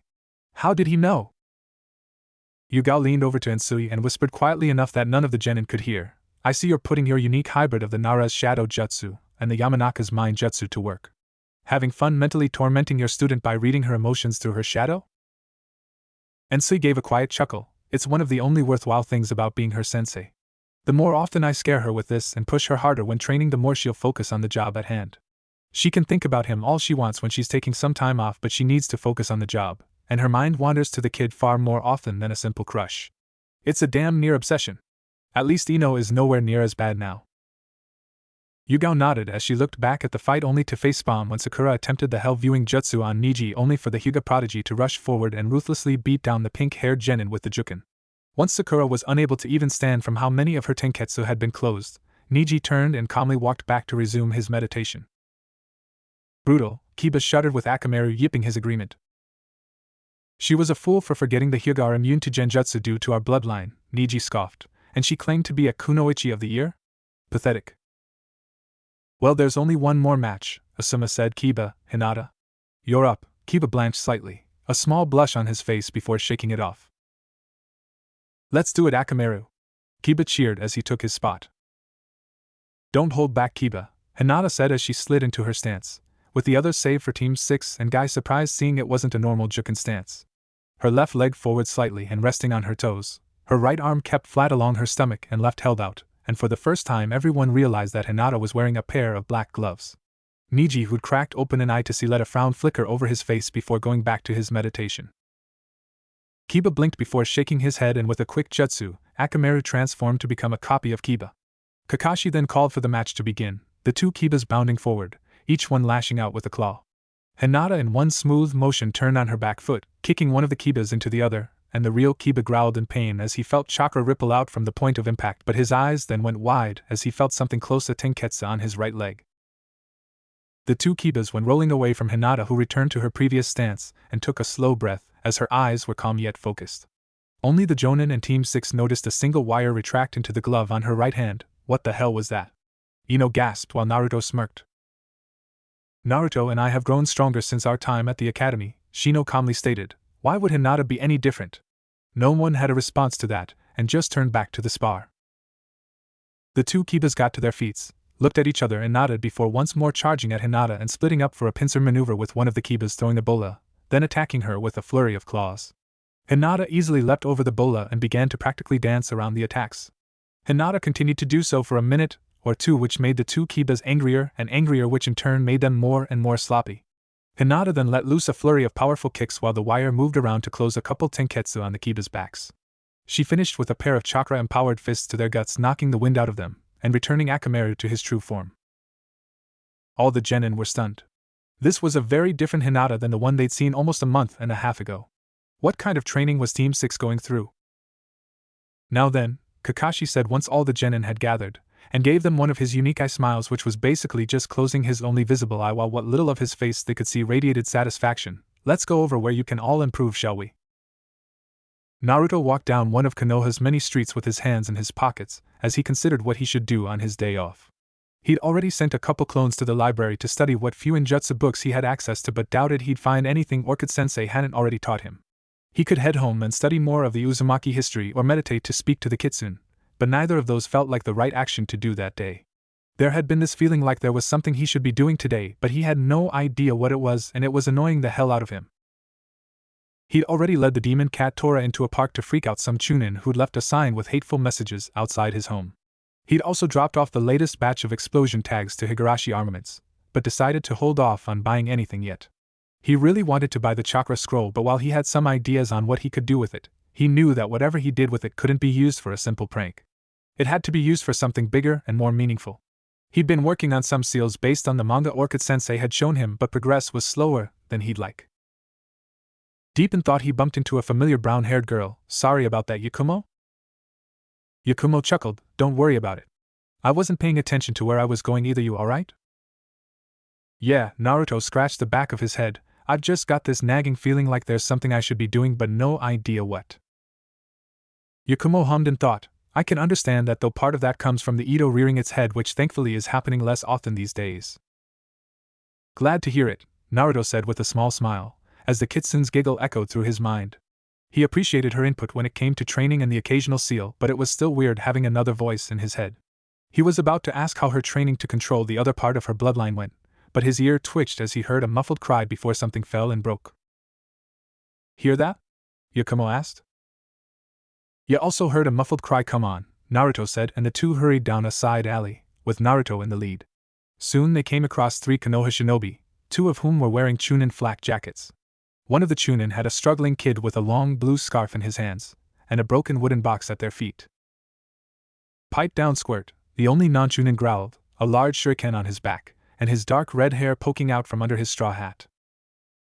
Yeah, the chunin holding up the kid said, a katana strapped to his back and his black hair tied up in a short ponytail. The second chunin had a pair of kata on his hips and looked identical to the one with the katana. Not like we're planning to hurt you.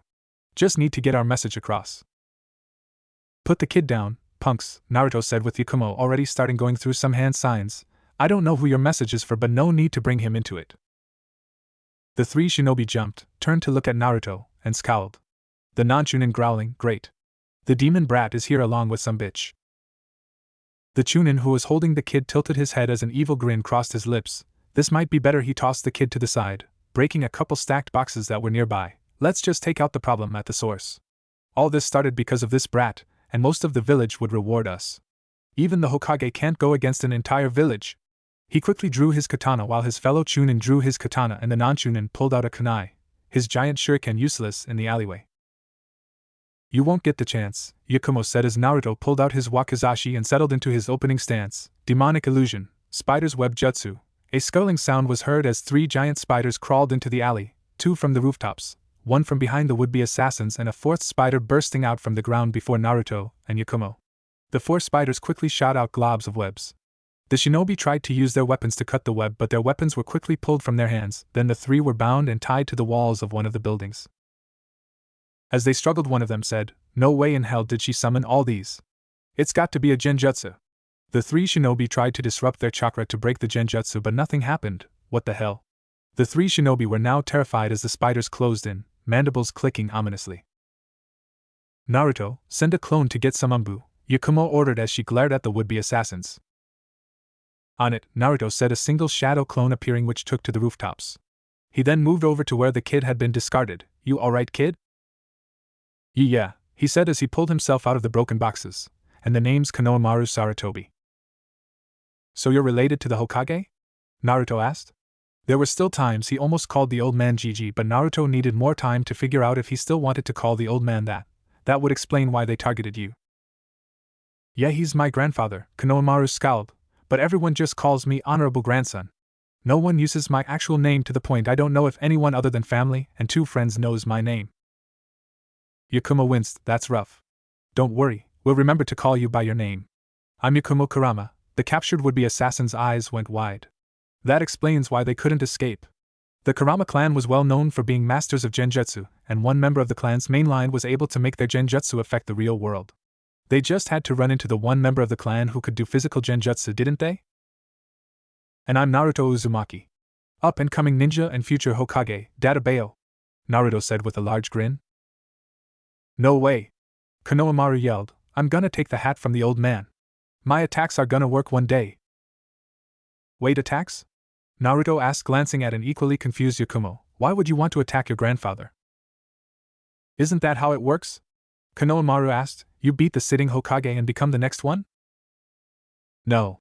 It doesn't work like that at all, Naruto said just before an umbu wearing a bird-like mask appeared.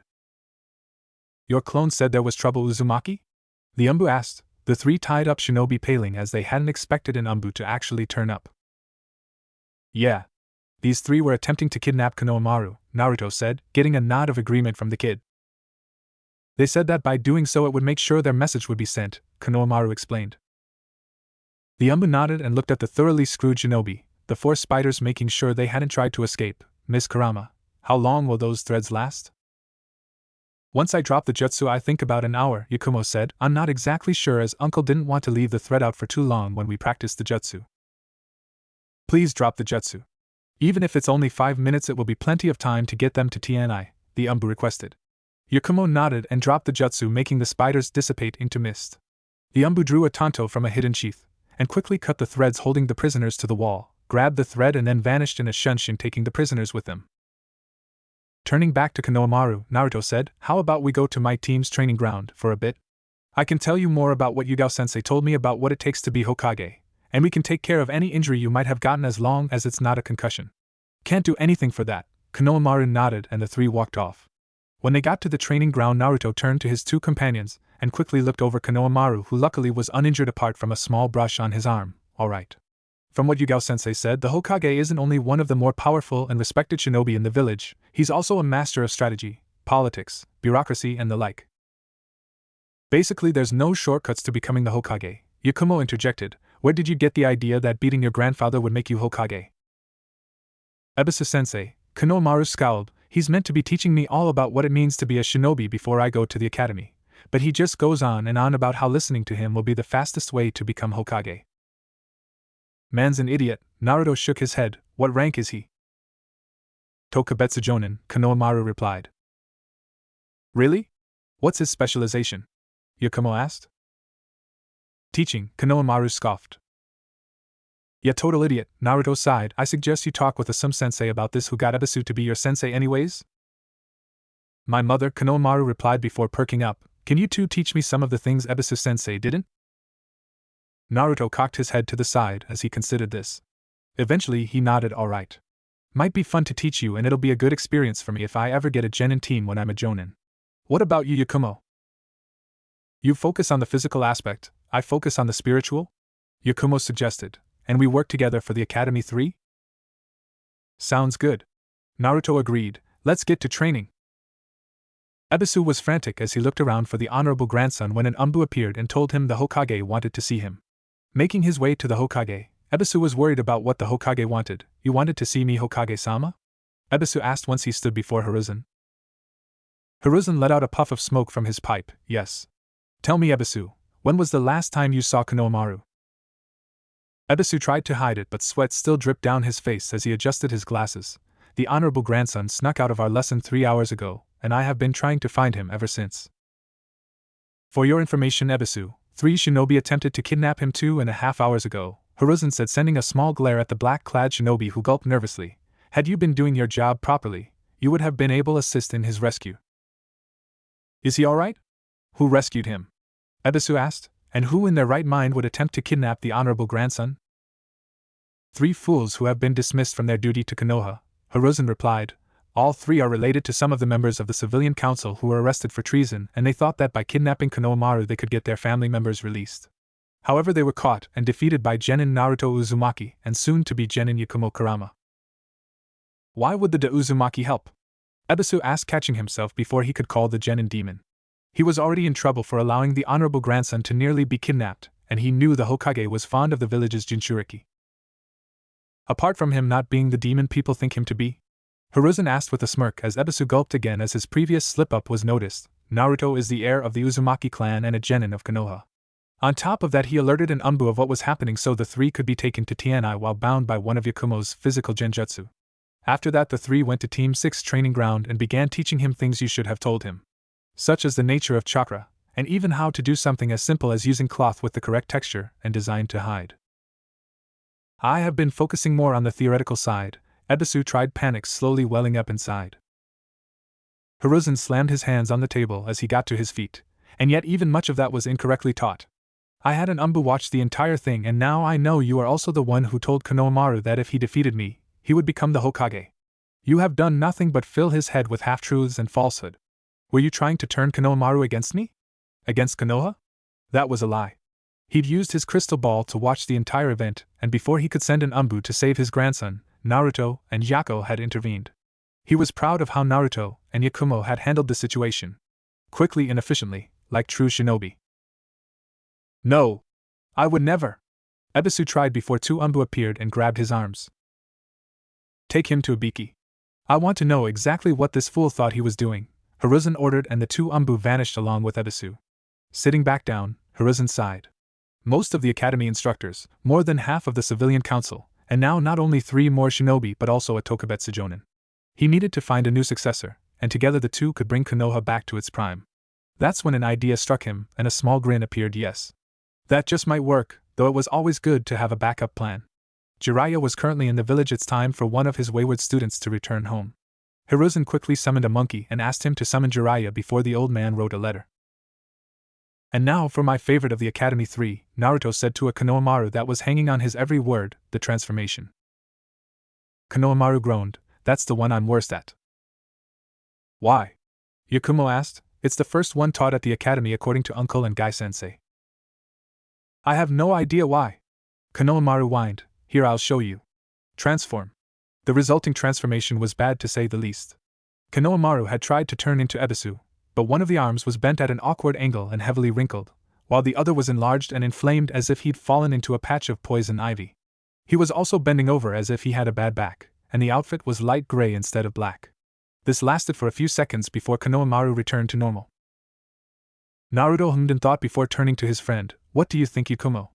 I never had a problem with this jutsu, so I'm not sure. Perhaps it's his mental image? Yakumo suggested. Normally the better the mental image of the person, the better the transformation. His mental image of Ebisu might be tainted by how bad a teacher he is. Turning to Konohamaru, she asked, "Do you have any friends you're close to?" "Yeah. Moegi and Udan. Apart from you two in my family, they're the only ones who call me by my name," Konohamaru said, "so I should try turning into someone I know well?" Yakumo nodded. "It's a good place to start at least." "Alright. Transform." Konohamaru called, and in a burst of smoke he was replaced with a kid of similar height with straight brown hair, large round glasses, a black zipped-up coat, blue jeans, sandals, and strangely a small bit of snot hanging out of his nose. Quickly looking himself over before cheering, showing even his voice had changed. "Yes. It worked. I pulled off a successful transformation." "Yup. The mental image was the problem," Yakumo nodded, satisfied. "One question though. Why the bit of snot?" Konohamaru returned to normal and shrugged. "No idea. It's just there all the time." "At least we now know the issue," Naruto said with a nod. "One last thing. Either cut the scarf short or ditch it until you're older. As it is, you'll just trip over it often enough, it'll be nothing but a hindrance." "Got it, big bro." Konohamaru nodded. "I wanted to wear it as it's one of the few things I have left of Dad, but you're right. I do trip pretty often." "Big bro?" Naruto asked in shock, making Yakumo giggle a bit. "You've been way more helpful than Ebisu, plus you treat me like me. Not all that honorable grandson crap," Konohamaru explained, and Naruto nodded. He'd had more than enough of being called a demon brat, and the like, so he knew exactly where Konohamaru was coming from. "So I've decided that you're my big bro while she's big sis. Well, I'd better get home. See ya." Konohamaru then took off while making sure to keep hold of the scarf with his right hand, and in his haste he completely missed the embarrassed blushes on Naruto and Yakumo. "Well, I wasn't expecting him to say that," Yakumo said as she tried to regain her composure. Naruto coughed into his hand, yet once more the kitsun's laughter echoed in his mind. They were obviously finding no end of amusement in Naruto's embarrassment. "So anything else you want to do?" "Well, Uncle once mentioned that the Uzumaki clan had a summon contract," Yakumo stated, thankful that she'd regained composure with the change of topic. "I was curious if you had access to it." "Yeah. Mom had it stored away and I even signed it," Naruto stated. "Why?"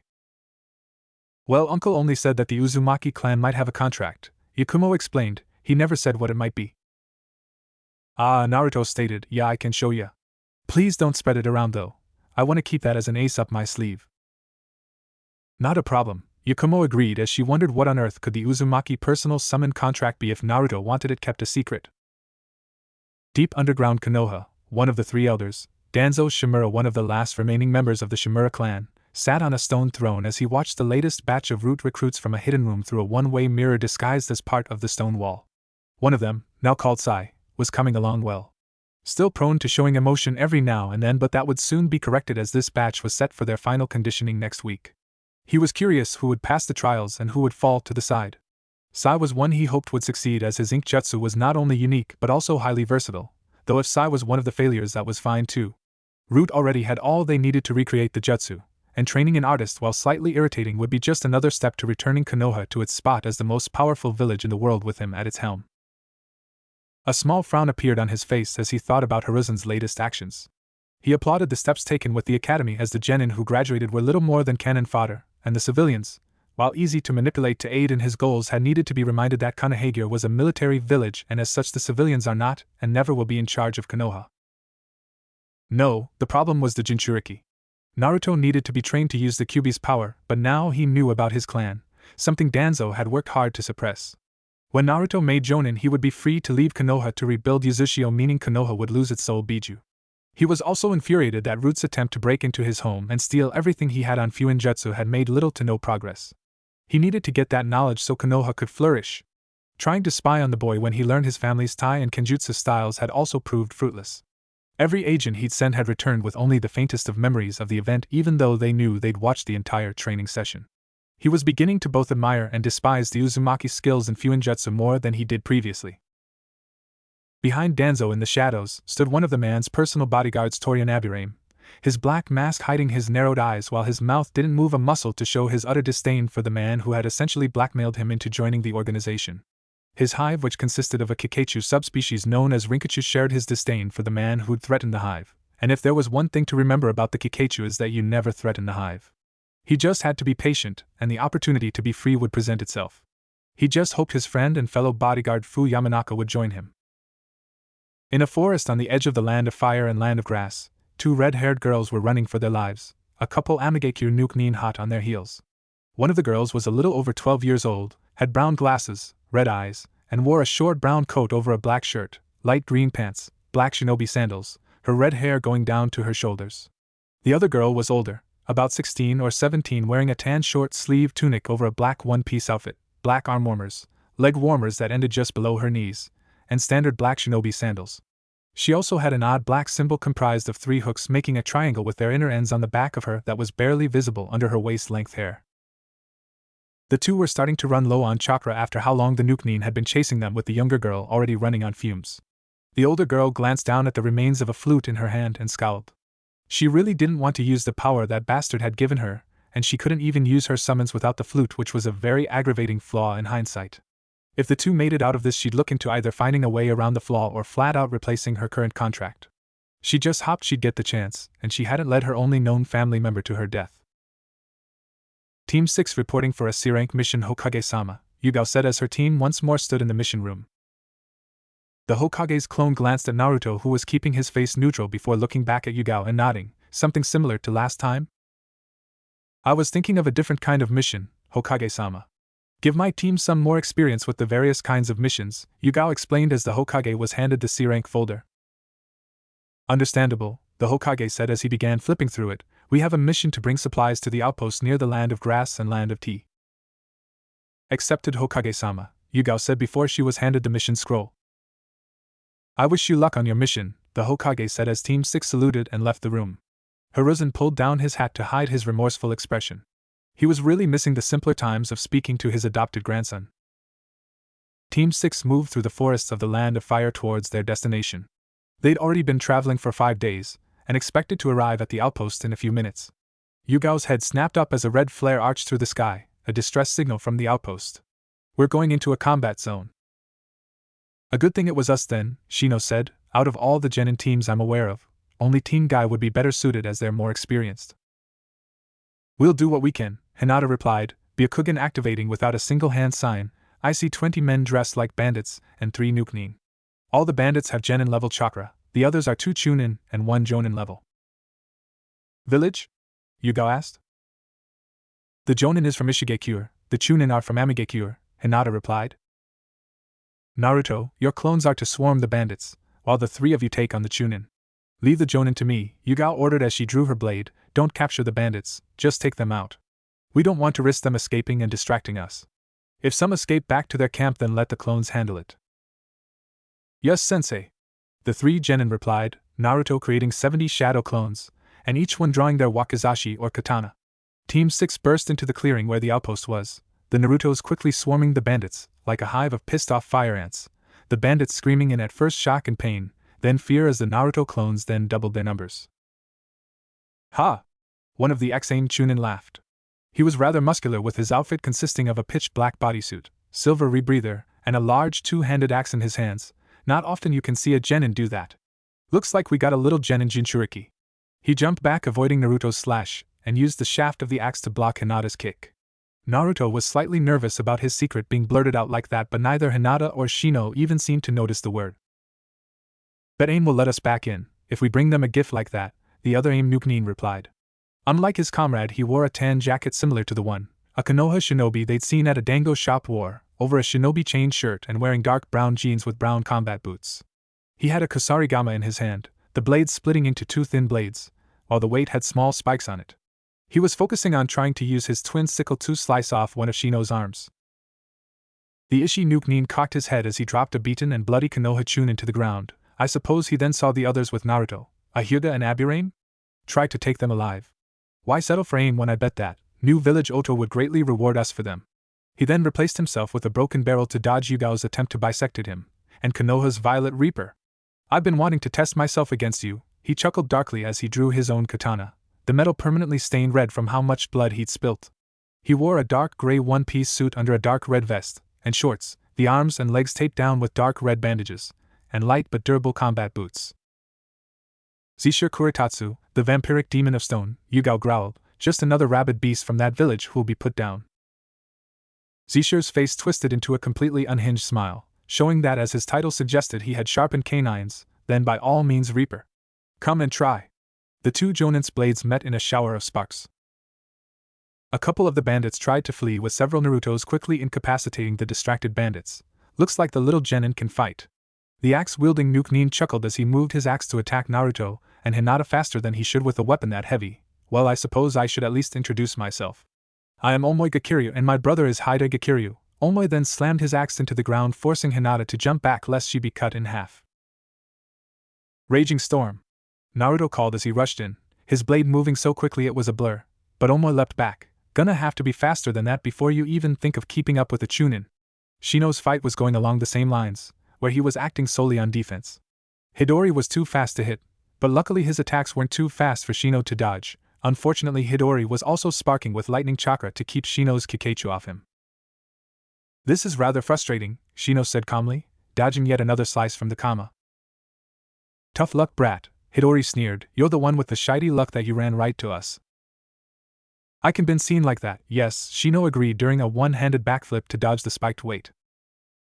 Zishu's and Yugao's fight was little more than a blur to any onlooker. The only sign there was a fight was the brief clang of steel on steel and occasional shower of sparks as their blades met. Hinata leaned back to the point her head was nearly perpendicular to her legs, showing off her training of channeling water chakra to her muscles, and spat a water bullet at a Hidori, but the man brought his Kama around and sliced the jutsu in half, making the water fall to the ground before it got anywhere close to him. Gonna have to better than something that obvious. Hidori cackled. Team. Weights off. Yugao ordered, getting confused looks from the Nuke-Nin. The genin leapt back, each one pulling a leather bracelet off that had been hidden under their sleeves, and quickly stored them in a seal on their belts, before rocketing back into the battle twice as fast as they had previously. What the? Omu gasped as Hinata slammed her knee into his gut, sending ripples of chakra out, damaging his core muscles. G-Che-A. Get off, you little bitch. He tried to grab her, but Hinata had already leapt off, and shot her arms forward, wires shooting out of her gloves and dancing along the large man's arms, shutting down some tenketsu. Naruto hadn't stood idle and had used the wind cutter jutsu to sharpen his blade before cutting the shaft of Omo's axe as close to the axe head as he could, making it fall to the ground, now useless. You little shit! Omo growled, tossing the wooden shaft to the side before he jumped back and blitzed through hand signs. Water release. Water dragon bullet. Omo scowled. The speed of the jutsu forming was far slower than it should have due to all his closed tenketsu. Lightning release. Lightning bullet. Hinata countered while Naruto threw a couple bow shrunken, the thin metal needles practically merging with the lightning bullets, and the combined attack meeting Omo's jutsu just before it finished forming, causing it to detonate from the sudden influx of foreign chakra. Omo was twitching from the electrocution, but he wasn't down yet. Forcing himself to look at the two genin, his eyes went wide as Hinata said, lightning release, high voltage bullet. A single large and powerful bullet shot out of Hinata's mouth and directly into Omo's chest, making him scream in pain before collapsing unconscious. Haida wasn't able to help as Shino had pulled out a whip and used it to somehow cut the chain of Hidori's weapon in half right as Hidori threw out the spiked weight. Shino tilted his head to the side and the weight flew past and crashed into a tree. What the hell? Hidori gasped. It is unwise to underestimate an Uzumaki seals, Shino replied before releasing a flurry of strikes with his whip that strangely gleamed silver for a moment, and several cuts appeared over the Nuke-Nin's body, or the results of our training. An Uzumaki? Hidori gasped, as he pushed past the pain and rushed at Shino, using his sickles to deflect a couple whip strikes. No way. All Uzumaki have red hair. Like those two bitches back at the camp. Shut the fuck up, Hidori. Zishu growled, from where his blade was locked against Yugao's. Or do you want to be my snack once this is done? So other Uzumaki survived? Good to know, Yugao smirked, and from what little I know of your bloodline, your power boost from draining my comrade's blood is going to fade in a couple moments. Don't underestimate me, you bitch. Zishu roared as he jumped back, pulling a vial of blood from a hidden seal which he quickly gulped out, his chakra flaring up for a moment. Zishu rushed forward, the edge of his sword growing a rough coating of diamond-like ridges, each one incredibly sharp. Die. Yugao smirked before she released her own restraints, though unlike the ones her genin had, Yugao's could be released simply by focusing her chakra correctly.